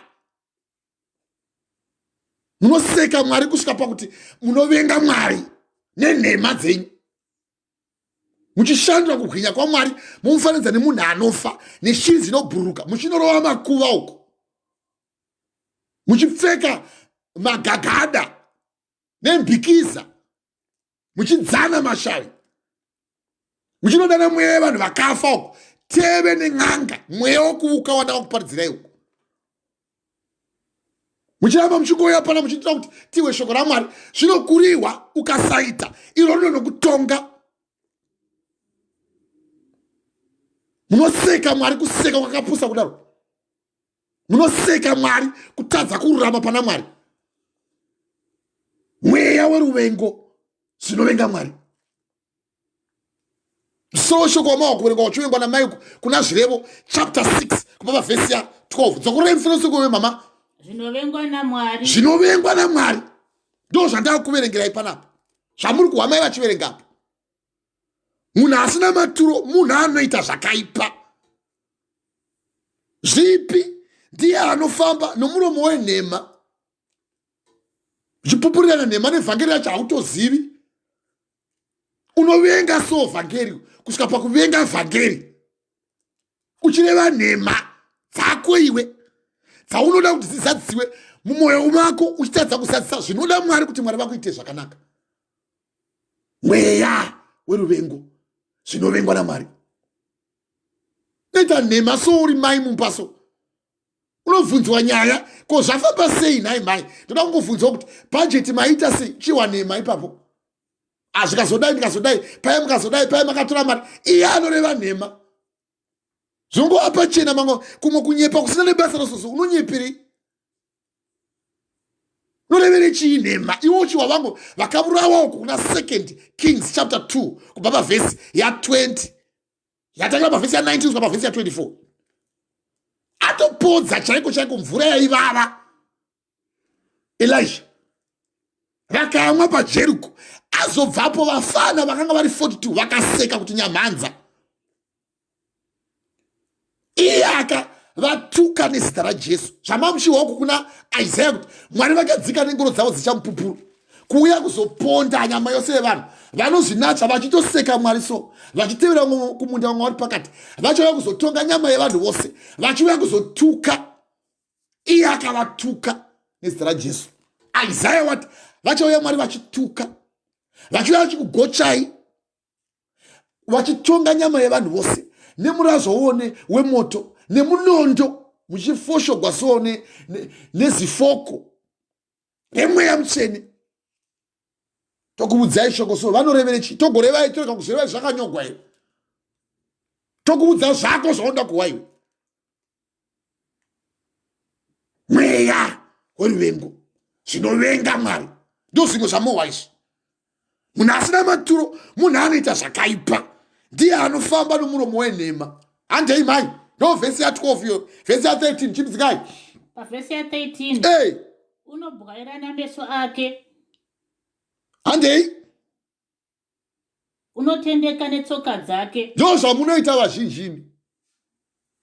Munobwaira nemeso so motendeka netsoka dzenyu. Kunge hauna kuzviita iwe wazviita, kunge hausiri iwe uri iwe. Waona kuti ndo zvawaita uye ndo kuita kwakoko, asi zviri mumwoyo mako iwe ndo zvozodudzirwa nezviito. Ndo kughaira nemeso ako otendeka netsoka.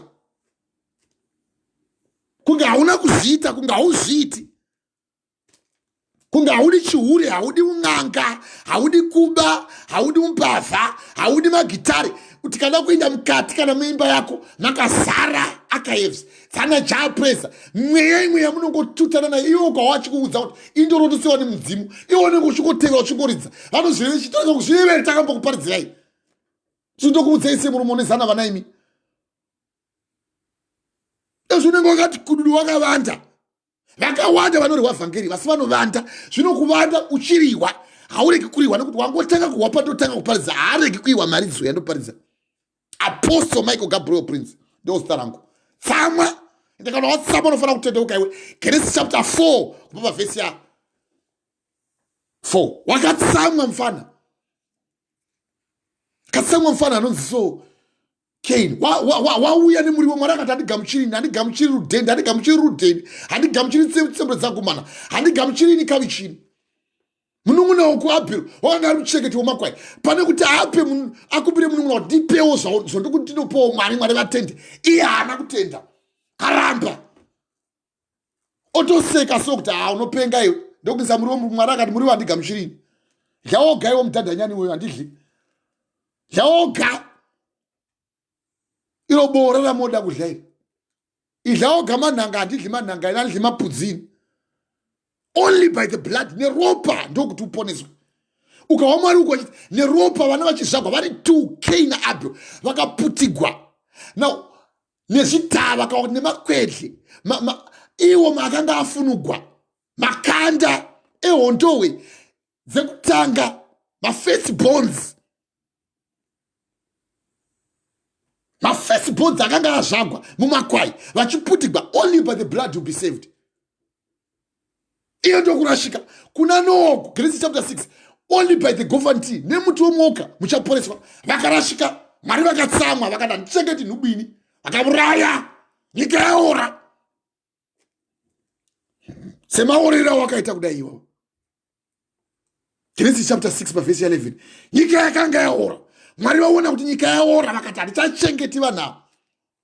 Kubva zvino Genesis chapter 6 verse 5 ndichangowapa makore anokukwanisa kuita 120 years hapachina kudarika. Ndopakapera sarungano ipapo. Noseka Mwari so iwe. Vaiseka Mwari uko vachidya nekumwa. Uchiwa Matthew chapter 24 vachitaura mwana mukwana munhu kuti senguva yaNoa vanhu vaidya nekumwa vachiroresana semarorosero amunoita kudai, muchihura semahuriro amuri kuita kudai, so muchitoseka vhangeri semasekero amuri kuita kudai. Asi kana neziva iro nenguva iyo hakuna anoziva, kunyange vatumwa vokudenga, kunyange mwanakomana waMwari, asi baba voga. Sepamazuva aNoa ndo zvichaita kuuya kwomwana kwomunhu. Sapamazuva aNoa ndo zvichaita kuuya kwomwana kwomunhu. Nekuti pamazuva aNoa mvura zhinji isati yanaya, vaidya nokunwa nokuwananisana kusvikira zuva rasvika Noa raakapinda naro mukati meareka. Vasingazivi zvichavawira kusvikira mvura zhinji yauya ikavaparadza vose. Ndo zvichaita kuuya kwomwana kwomunhu. Nenguva iyoyo vaviri vachange vari mumunda, mumwe achatogwa mumwe achasara. Uchasara uripo pakati pako pokungoseka nhema sedununu. Moseka vhangeriwe. Vakadzi vanenge vachikuya pauyo, umwe achatogwa umwe achasara. Asi ziva izvi kuti daisi aisava Mwari anozviita izvi, zviro kwazvo maitanga kuzvipembedza imi. NdiMwari ari kutaura izvi. Sekai zvenyu. Matthew 24 kubva pavhesi ya 36 kusvika pavhesi ya 41. Tichikupupurira evhangeri kudai so, kutopupa nefuro neziya kutobva panototogeza uchiseka Mwari so.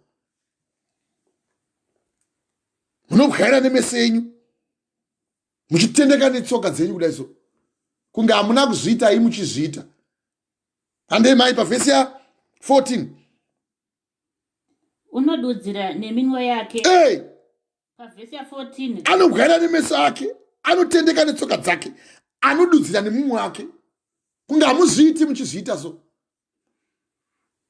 Muchitaura nemasaini kuti uya kuna haibenzi uyu, muchirasha mavoko kwazvo, zvipiko izvi anotiparidzira chiyiko ivava. Ndo voga vataka kuparidza. Alright, zvatisiri toga tataka kuparidza, ko vacho vawakambowa vachiparidza ukadii kutendeuka zvacho zvauri kuti haiwa vanofunga kuti vanogona kuparidza. Alright, handigoni kuparidza. Ko vacho wakahoya anogona kuparidza ukadii kutendeuka pavhangeri ravo iroro, uchidudzira nemumwe wako so. Ndo zvaunongoita kuti zvinozogoreva achirasha so mavoko so. Kunge munhu ane nguva yake yakazvipa pano panyika, kunge ndiye anotoziva nenguva yaakauya pano nenguva yachabva pano panyika, kunge ndiye anotova nemwaka so. kunge uri foromani woumweya wako hautozivi nemweya wako kuti wakauya sei, uchiva kuna Muparidzi chapter 3 pavhesi ya19 kuti nokuti zvinoitika kwanakomana womunhu ndozvoitikwawo mhuka, zvose zvinoitikwa chinhu chimwe. Munhu haana paanofura mhuka, zvose zvinokufema kumwe, zvose hazvina maturo nemakei, zvose zvinobva kunzvimbo imwe, zvose zvichadzokera kuvhu. Kuvhu wakabva, kuvhu uchadzokera. Ndiye anoziva kufema kunopa munhu kana kuchiburukira kumusoro, kuchipa kumusoro, kufema kunopa munhu kuupenyu kuchienda kumusoro. Kana wofa mweya wako ndoenda kumusoro, kana kufema kunopa dacha, kana huku dzaunodya idzo nemabhebhi fidha unenge uchichengeta, haidzo zechikaranga idzi dzaunobhanda chose, uchiteerera zino rako kuti rinogona kuva rinogona kupindwa nebhonzo, uchitadza kuteerera mweya wako kuti uwe shoko. Zvebhonzo ndo zvaunohwa izvo. Ndiani anoziva kufema kunopa iyo huku yaunodya iyoyo nenguruve dzaungochiva usadya uko dzaunofarira idzo, uchiseka sokuti vanopenga vanondiudza zvenguruve. Seka uchiva kuti Mwari vati ndichavauya ndozovatuka, ndichava ndichizorova nemurazvo womoto, ndichiseka vana vevanhu. Seka zvako ukati kududu uri ipapo, seka. Unoitawo kutendeka nemumwewo kuti ndezvipiko izvi, vanongotaura zvavo ngavagareko. Izvi zviva tinogara kuno, ende ndokwatiri kuno zvokwadi kuvhangeri. Gara kusina ikoko, vari kuuya Mwari kuzotora vose vakatendeka uye vakagona kudana kwavari kuti Mwari tokudai, vanouya kuzotogwa naMwari. Seka zvako, seka. Nozoona sewakangwara kwazvo.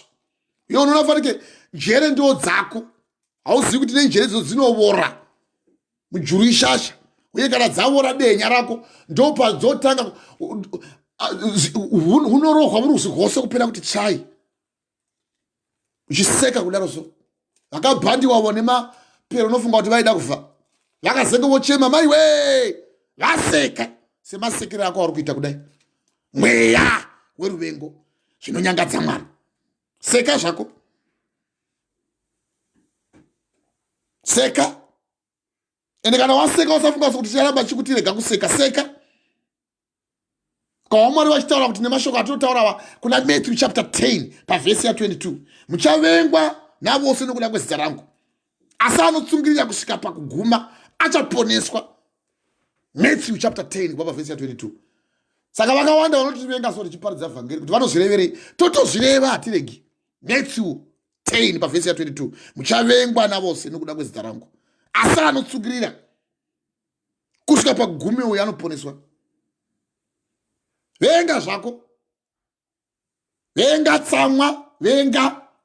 Uchivenga kudero so, mweya weruvengo muchavengwa nekuda kwezita rangu. Munotovenga so vanhu vaMwari, semavengera vaita vafana.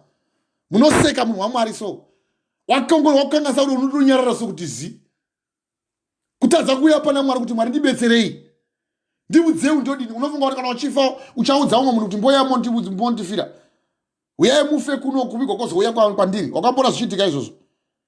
Yakukotera kubva kuna Mapisani 49 pavhesi ya7. Ndinoikotera kuti hauna kana simba paupenyu hwako iwe, hauna simba paupenyu hwako iwe, unenge uchiseka nhema kudai. Hakuna munhu anogona kupa rudzikinuro kuhama yake, nekuti rudzikinuro kuhama yake kwakakosha, kwakamirira mweya yekutongwa. Mapisani 49 pavhesi ya7. Iwe ndopamuona kuti ndigozodini, ugozodini pakuresha kwako. Wadi kuti kana wofa kufanga kumbouya ikoko kuiko kozouya kuno. Unofunga zvinoitika izvozvo? Unoda kuti tikutendebukire zvivi zvako iwe, uchikona kutendebuka voga, tokuudza kureswa kwaunoita. Unopenga here iwe? Uchikona kutendebuka, uchiwa Mwari vachiti tendebukai, tendebukai. Handifari nerufu rwawakaipa, ndo zvinotaura Jehovha. Ndinopika noupenyu hwangu, ndo zvinotaura Jehovha. Handifari norufu rwawasakarurama, asi kuti wasakarurama atendebuke nzira yake. Tendebukai, tendebukai. Mungafireiko vana veimba Israeri? Unofirei? Kuseka. Unoseka icho unoseka pavhangeri kudai so. Iwo uchiwa kuna Matthew chapter 12 kubva vhesi ya36 kusvika vhesi ya37 kuti nerose rawakataura uchamira naro pazuva rokutongwa. Nerawakataura ndo richakutongwa, ndo richatongwa naro, uye nerawakataura ndo richakururamisa. Chizive izvozvo. Apo uchiwa Mwari vachitaura kuna Matthew chapter 10 verse ya 22. Muchavengwa navose nokuda kwezita rangu. Asi anotsungirira kusvika pakuguma achaponeswa. Ina handimboregi ini kutsungirira. Ende ndichatsungirira kusvika pakuguma handiregeri. Vhangeri ndoro wandotoda ende ndicharamba ndichirida tsamwa iwo usingaridi. Ini ndoramba ndichirida. Ende kutsamwa kwaso uri kuseka Mwari, kutsamwa kwako uri kuseka Mwari iwe. Tsamwa zvako. Tsamwa. Uchiwa Mwari vachitaura kuti mutemo une gumi ida uko kwese zvaunozvida iwe. Iwe unoseka so nevaranda vaMwari, unoda chikwe iwe waunoda iwe. Waunoda ndiani iwe unongoseka nguva dzose hihihi sezvina nebasa rose. Unosekei pavhangeri? Uchikona kuparidzigwa vhangeri utendeuke. Ubude muzivi. Ivhangeri remunhu wose iri harisi remunhu wani, nderemunhu wose. Nenga ari wakasatendeuka pariri imhaka yako. Kwa Mwari vachibhejawo kuna Matthew chapter 5. Ndinofara kwazvo nokuti Mwari vakatipa mienzaniso illustrated scriptures. Maridzo kana kuti magwaro avo anoenderana nezvandoparidza. Matthew chapter 5 kubva pavhesi ya 43. Makanzwa kunzi zvakanzi idewo kwako sezvaunozvida iwe. Venga bhuku ichiverengwa kuti idewo kwako sezvaunozvida iwe. Iwe unokura uchiseka. Unoseka chaunoseka chi? Idewo kwako sezvaunozvida unenge uchisekei muranda waMwari? Chosekesa chi? Unoseka nhema futi. Unosekei? Uchiwa Mwari chida sindinoti kwamuri imimi idai vavengi venyu. Munyengeterere vanokutambudzai kuti muve vana vababa venyu vari kudenga. Nokuti pazuva rokubudiswa kuziva iro zvakanaka zvose zvichaonekwa. Muchatongwa vana vavanhu. Matthew 5 kubva pavhesi ya 43 kusvika pavhesi ya 44. Hey, can you say amen, mama? Amen, Apostle. Dai zvenyu tichimuzike tipedze ndima ida kuda kupesa mama. Chimuzikai. Pavhesi ya 14. Hey. Une zvisakarurama pamwoyo pake. Zvinovenga Mwari. Ndo zvatiri kutaura izvo. Munhu asina maturo, munhu anoita zvakaipa, ndiye anofamba nomuromo une nhema. Ndo vhesi ya 12 yamakota ya mama. Pavhesi ya 13 anobwaira nemeso ake, anotendeka netsoka dzake, anodudzira nemimwe yake. Now mawa pavhesi ya 14 handei. Pavhesi ya 14 anodini? Une zvisakarurama pamwoyo pake. Ane zvisakarurama handei. Unochifungira vamwe zvakaipa. Ane zvisakarurama pamberi pake. Tsokorai vhesi iyoyo. Une zvisakarurama pamwoyo pake. Ane zvisakarurama pamberi pamwoyo pake. Mwoyo wako uzere 1 chihure, 2 kuba, 3 kungoseka nhema.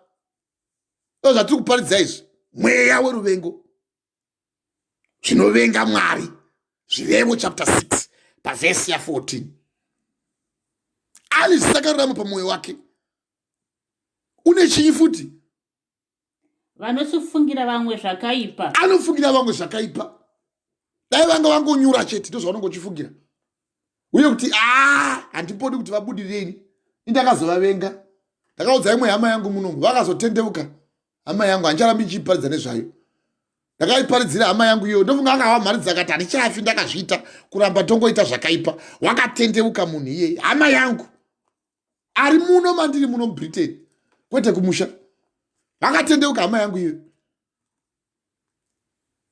Ane zvisakarurama pamwoyo wake. Anofungira vamwe zvakaipa. Anodini? Unokusha kupesana. Anokusha kupesana. Zvinovenga Mwari. Uri pakati pomusha so ndiwo unenge uri the divider. Vanhu havagoni kuwirirana newe so. Mwoyo wako ndiwo kungoti vanhu ngavapesane. Iwe woga ndiwo uri correct. Vanhu vose vari wrong. Asi zvawataura ndozofanira kutevegwa. Mwoyo wako iwo ndiwo unofungidza kuti wako iwo ndiwo wakarurama pavanhu vose. Asi vamwe vanhu vose uchivavona vanoita zvivi. Iwe woga ndiwo wakarurama. Ane zvisakarurama pamwoyo wake. Nokuti chinoita kuti upesese vanhu, mwoyo wako hauna kururama iwe. Saka Mwari vanozvivenga. Ndosaka wachidzi na zvirevo Solomon achiti zvinovenga Mwari. Vanhu vasina kusarurama pamwoyo pavo. 1. Vanofungira vamwe zvakaipa. 2. Vanopesanisa rudzi. vanhu vanovenga so rudzi gose, imba yose, nekuda kwako. Izvi uchizviita unofungidza kuti zvichangopera zvoga. Mweya weruvengo zvinovenga Mwari. Ndo mabasa evanoita zvinovenga Mwari izvi. Ita zvako. Unenge uchingopesanisa so ukasvika parudzi. Wapinda pakati pavo vanotaura nyaya isiriyo. Pane kuti utaure ndizvo, iwe unotaura nezvisiri izvo. Utaure zvadzina Mwari, unofanira kuti utaure mumwoyo mako. Iwe unotaura zvinoita kuti umwe munhu awe, atsamwe, agumbuke, uye asava muna Mwari. Mweya weruvengo zvinovenga Mwari. Anoita zvisakarurama pamwoyo wake. Ndo zvaakachengeta izvozvo. Achifungira vamwe zvakaipa. Dai anga angonyura, ina handipodi kuti umwe munhu abudirire mupani. Ini ndoga zviri mumwoyo make, nokuti zvatangira mumwoyo. Ndakangokuudzai mweya wogodo uya, zvinotangira mumwoyo. Zvapinda mumwoyo, ova neruvengo. Ruvengo gomutsa rufu, kuroya, kuuraya. Vari kose kuri veduku. Vaiuraya vanhu. Vachisira vanhu nduru yengwena. Kunzaya zvanzi yangu anozvizivawo. Ari kuonawo. Sivongile nyome. Anomuziva sekuru vedu. Vakafa. Vamwe vakatisa kuti vai musha tiri kuona zvachose. Unongofunga zvakaipa mumwoyo mako. Uye haudi kuti vamwe vanhu vabudirire zvinovenga Mwari. Iwe uchiwa kuti Mwari vanozvivenga, iwe ndozvaunoda. Saka tokutichi, tokuisa muklasi, tokuisa mupanda mupi, muva mumiri machizvi idziri dzikupa, chizi papi patokupa. Mupanda upi watokupa. Uchinyepa so. Unobwera nemeso ako, unotendeka netsoka. Uchidudzira nemumwe wako. Tichitoona kuti ndo pfungwa dzako iwe. Siyai zvenyu. Uchirasha muromo so, uchirasha maboko ako. Siyai zvenyu, ine achandiguta. Zvinovenga Mwari. Mweya weruvengo. Ane zvisakarurama pamwoyo wake. Anofungira vamwe zvakaipa. Anokusha kupesana. Ndakaiudza hama yangu, wakawa mharidzo dzangu, hakubva ipapo hachaiti. Nokuti acharambita muparidzira zvo wakatendevukazvo. Haleluya mama, ine maere? Amen apostle. Wakatendeuka hama yangu. Haniporevi. Nokuti wakatendeuka. Iwe ndiwo ndoparidzira kuti tendevukavo. Sakufungira vamwe zvakaipa iwe. Uye usafunga kuda kupesanisa rudzi. Uye vanhu vaunoona vanhu vaMwari vanofamba kuna Mwari, unoda kuvapesanisa. Hama unogona kuuya pakati pehama dzevanhu wopesanisa. Zvinovenga Mwari. Hazvidi izvozvo Mwari izvozvo. Hai vakazona nyaya yakatangira pakadai, izvo ndikati ndikukudzei ndine history dzose ndoziva, nyaya ndindoiziva. Kana vasipa makushe mukadzi wadeneri. Pamuromo pasingamagwi nenhunzi. Raini rose rokuziva nemakuhwa, raini rose rokuziva nekupesanisa vanhu, raini rose rokuziva kuti iwe unopisa misha yevanhu. Nongochita makuhwa, bva pamwe paino wataura chino wataura, vanhu vakutadza kuwirirana chaiko mudzimba dzavo ndokuna kwako. Zvinovenga mweya, zvinovenga Mwari, mweya weruvengo. Zvinovenga Mwari. Apa tiri kutobata ndima yacho chaiyo yezvavakanyorawo Mwari vachiudza mwana waDhavhidhi Solomoni. Iye achikuudzai kuna Zvirevo chapter 9 pavhesi 10. Zviwanirei zivo. Iwe zivo hauidi. Haudi zivo, chako kuvenga chete. Handei mai chimudzikai pavhesi 15. Handei mai taura kupedza ndipedze chikali chitibve. Handei mai. Pavhesi 16. Saka njodzi ichamuwira kamwe. Iwa achadini? Uchavhuniwa pakarepo kusina chingamubatsira. Dzokora ida kuti mutange kubva pavhesi ya 1 ya 12 muwe kuti ndima yacho inonizipa zvakadini. Mumwe munhu asina maturo handi chimuzikai pavhesi 12. Munhu usina maturo, munhu unoita zvakaipa, ndiye unofamba nomuromo une nhema. Tachiitsanangurai iwa mabasa ake munhu iye handei. Pavhesi 13 unobwarira meso ake, unotendekera netsoka dzake. Anotendeka netsoka dzake. Handei. Unodudzira neminwe yake. Achidudzira nemumwe yake. Handei. Pavhesi 14. Une zvisakarurama pamwoyo pake. Mwoyo wako wakaoma uri mukukutu, une zvisakarurama pamwoyo pako. Unongofunga kuda kuuraya. Kana iri poison dai ndangovawana chete, kana ndangowana mukana chete, vangoisa ndiro yavo pasi vachidla pamuchato. Imongosiya. mongoita fanika hamuna kuzviona mongoisa pasi ndokanda muchetura kuti vagurike vura mwoyo wako. Mwari havazvidi izvozvo. Unoita futi chii mama? Unofungira vamwe zvakaipa. Unofungira vamwe zvakaipa. Zvimwe futi unokusha kupesana. Anokusha kupesana mashoko ose musha wose. Nyika yose vanoziva kuti iwe ndiwo mhunza musha. Unoparadza iwe. Handei mai. Verse 15. Saka njodzi yake ichamuwira kamwe kamwe. Ndo zvichakuitira izvozvo nemweya wako uyu. Njodzi ichakuwira zvako kamwe kamwe. Semarohwa akaikwa vana vaya vakadliwa vari 42 nemaperekadzi 2 kuna 2 Kings chapter 2 baba vhesi ya 19 kusvika pavhesi ya 24. Vaseka murume anonzi Elisha. Vamuseka kuti chemhanza kwira. Votomusoverera kuti Elijah ainda wasara. Semasekera muchiita kuti vanofunga kuti vanoparidza, vanofunga kuti vakapenga, hatitevereri maridzo dzavo, totevera dzekwedu, ndedzekwenyu idzo, kwete dzamwari. Dzamwari ndedzokuinisa vanhu kudenga, kwete dzenyu dzekubhabhatidzana. Dzenyu dzekuika havangotaura muchawa zvandovaita. Zvino ndoda kuudza kuti saka njodzi yako iwe ichakuwira kamwe kamwe. Uchadini? Famba mai. Uchavhuniwa pakarepo kusina chingamubatsira. Sezvi kudliwa kwakaitwa vafana vaine mapere. Chavhuniwa zvako. Mweya weruvengo zvinovenga Mwari. Uchipusa so ndudzi dzose. Uchipesanisa pakati pevanhu. Uchifungira vanhu zvakaipa. Mwoyo wako usina kutomborurama so. Uchighaira nemeso ake. Uchitendeka so netsoka. Tavapi havo hai wasiyai zvavo. Ende unongotendeka nemusoro kana neshoko kuti asiyai zvenyu. Uchiroverera musoro wako segumukumuso kurutivi. Kunge hausi kugona kutendeuka kana watendeuka kuti afanga hasi kutendeuka kuti havaya here. Neruoko gwako manje ndozvo gwegoreva. Ndozvataura bhuku. Unodudzira nemumwe wako.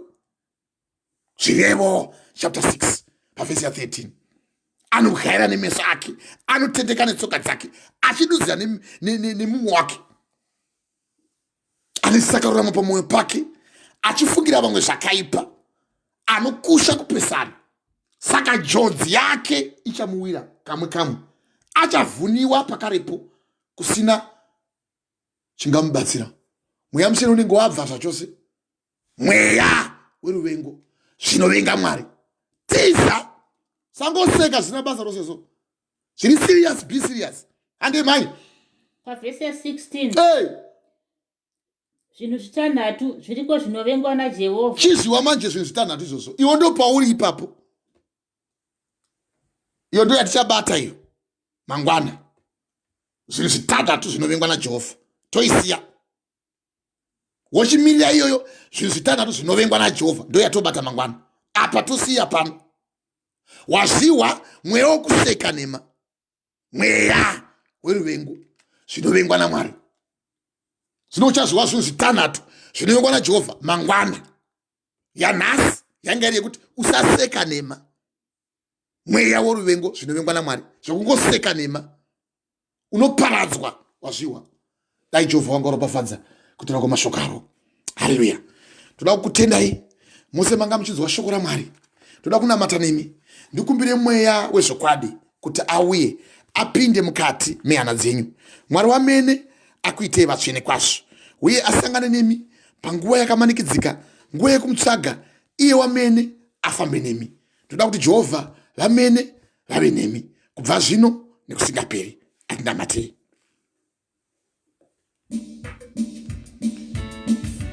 Mwari makanaka, ndinokutendai panguva ino.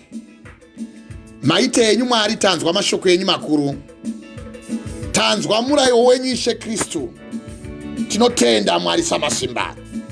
Tagamuchira mashoko enyu mapenyu. Tanzwa Ishe Kristu Baba. Pamusoro Ishe Kristu pemweya weruvengo uye zvamunovenga zvinovenga Mwari. Baba tibatsirei. Tanzwa mashoko makuru atanzwa Ishe Kristu anga achipupurwa nemuranda wenyu. Tanzwa mashoko anotisa kudenga, mashoko makuru. Tikanzwa Ishe Kristu hasha dzenyu pamusoro pezvakaitika pamuranda wenyu iye Elisha. Iye paakanga abva apesana namambo wake, iye akanga ari Elijah. akwidziwa aenda kudenga. Tikanzwa ndima kubva pana Madzimambo vechipiri chapter 2 pavhesi 19 kuti zvino varume veguta vakati vachiona Elisha vakatarirei henyu nzvimbo yeguta yenyu yakanaka sezvamunoona ishe wedu, asi mvura yakaipa nenyika haibereki zvakanaka. Iye akati kwavari, ndivigirei ndiro tsva mugoisa munyumo. Vakamuvigira izvozvo. Akaenda pachitubu chemvura akadira munyu imomo. Akati kwavari, zvanzi naJehovha, ndarapa mvura iyi. Mwari, tinotenda kuti matirapa. Tinotenda kuti Baba, zvakaipa zvedu marapa. Tikanzwa zvikanzi, akati iye kwavari, hapachazovipo rufu kana kusabereka. Naizvozvo mvura ikarapwa kusvikira nhasi sezvaakataura iye Elisha. Baba, mashoko amataura marapa mweya yedu. Zvakaipa zvedu Baba mabvisa. Asi tazonzwa mashoko anotidzidzisa kuti pavhesi 23 zvino akati abvapo akaenda Bheteri. Akati achikwira nenzira, zvikomana zvikabuda muguta zvikamuseka kwazvo, zvikati kwaari, iwe nyamanza kwira, iwe nyamanza kwira. Iye akacheuka akavavona vana ava akavatuka nezita raJesu. Ipapo maperekadzi vaviri akabuda mudondo akavaparadza vana ava 42. Baba, tibetserei, tisaseka kana kumutsa shoko renyu. Timire nekutenda uye timire nekunzwa shoko renyu. Mutibvise mukati mewakaipa. Mweya Mutsvene mutitungamirire. Baba, tinotenda.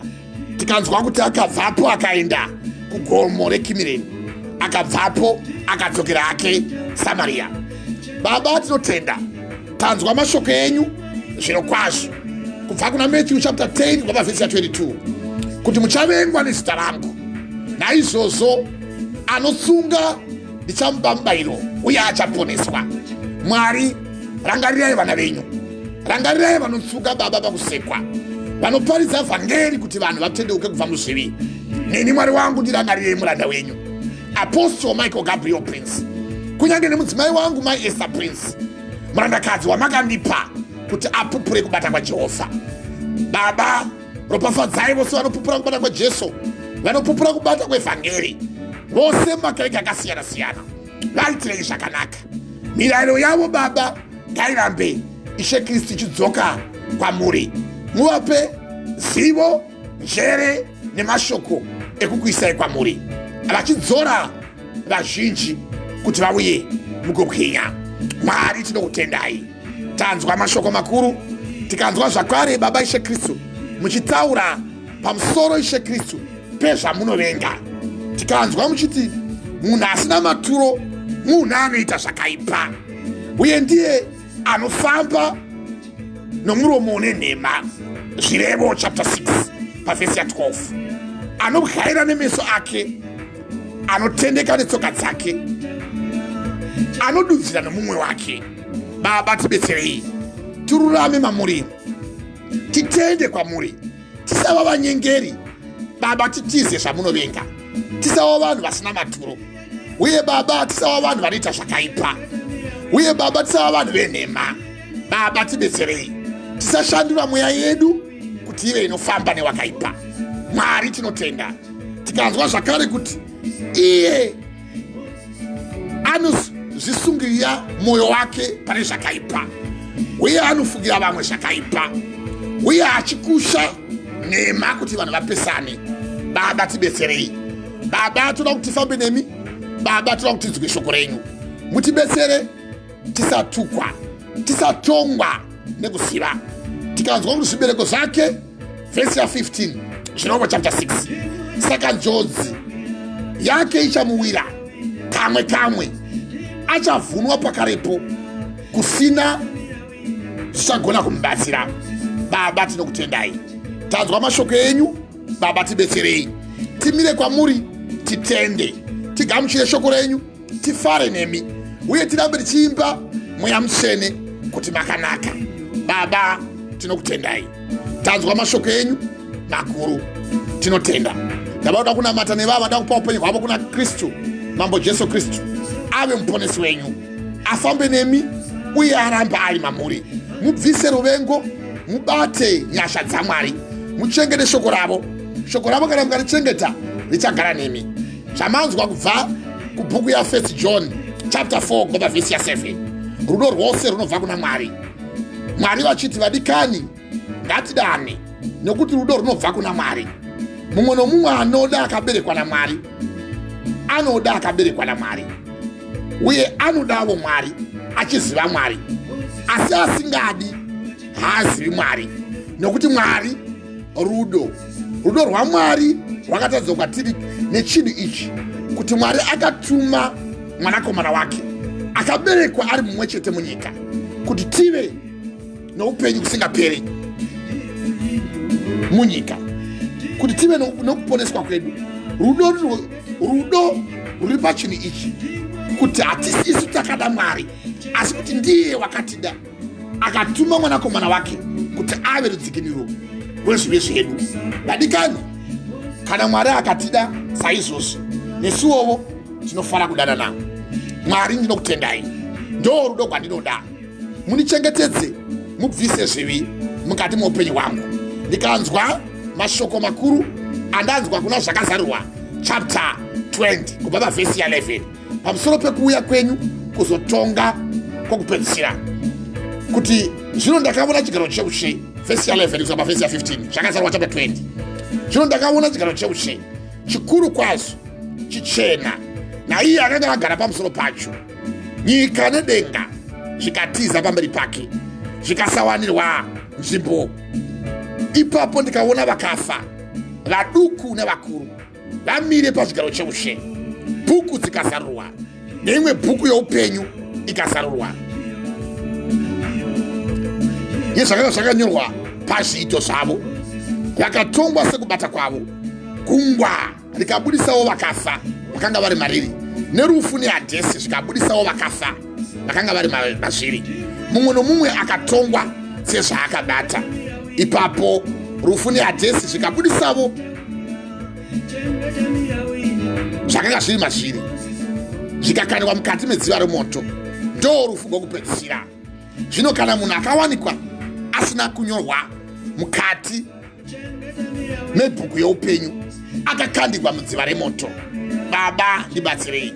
Ndanzwa zvakare tsamba yenyu yandanzwa kubva kuna Isaya chapter 66 pamusoro pehasha dzenyu dzekuuya kuzoparadza nyama yevanhu vasingagoni kururama nekutenda kwamuri, kuna Isaya chapter 66 kubva pavhesi ya 15. Nokuti tarira, Jehovha achauya nemoto, ngoro dzake dzichafana nechamupupuri, kuti aratidze kutsamwa kwake neukasha hwake nekutuka kwake nemurazvo womoto. Ndanzwa Mwari kuti handifani kuseka zvisina maturo, nekuti muchauya nekutuka, nekuti Jehovha achatonga vanhu vose nomoto uye nomunondo wake. Vakaona Jehovha vachava vazhinji, vanozvinatsa vachizviita vatsvene, vachienda kuminda vamwe vari pakati, vachidya nyama yenguruve nechinonyangadza nembeva. Ivavo vose vachapera vose, ndo zvinotaura Jehovha. Mwari, ndibatsirei. Ndikanzwawo zvakare mashoko makuru amaparidza pamusoro pekururama. Baba, ndinotenda mashoko amandiparidzira ekururama. Handifambe nawo, ndigare nawo. Uye muponesi wangu, mugare neni, musandisiya Mwari wangu, nekuti ndinokudai. Shoko renyu ndirigare mandiri, kubva zvino nekusingaperi. Amen and amen. Ndinotenda. Bhuku yangu yotsanangura kuna vaKorinde vechipiri chapter 5 pavhesi ya 17, kuti saka kana munhu ari muna Kristu ava chisikwa chitsva, zvinhu zvakare zvapfuura, tarira zvose zvava zvitsva. Ndoda kutenda kuti nhasi wagamuchira Jesu Kristu semuponesi wako, uye Mwari wamene ave newe, akuchengete uve unogona kuziva zvinovenga Mwari, uye umire nekutenda. Mwari wamene agare newe kubva zvino nekusingaperi. Amen and amen. Nyasha dzaJesu Kristu, rudo rwaMwari Baba nekuwadzana kwomweya mutsvene dai zvanga zvava nemi kubva zvino kusvika nekusingaperi. Amen and amen. I thank you. God bless.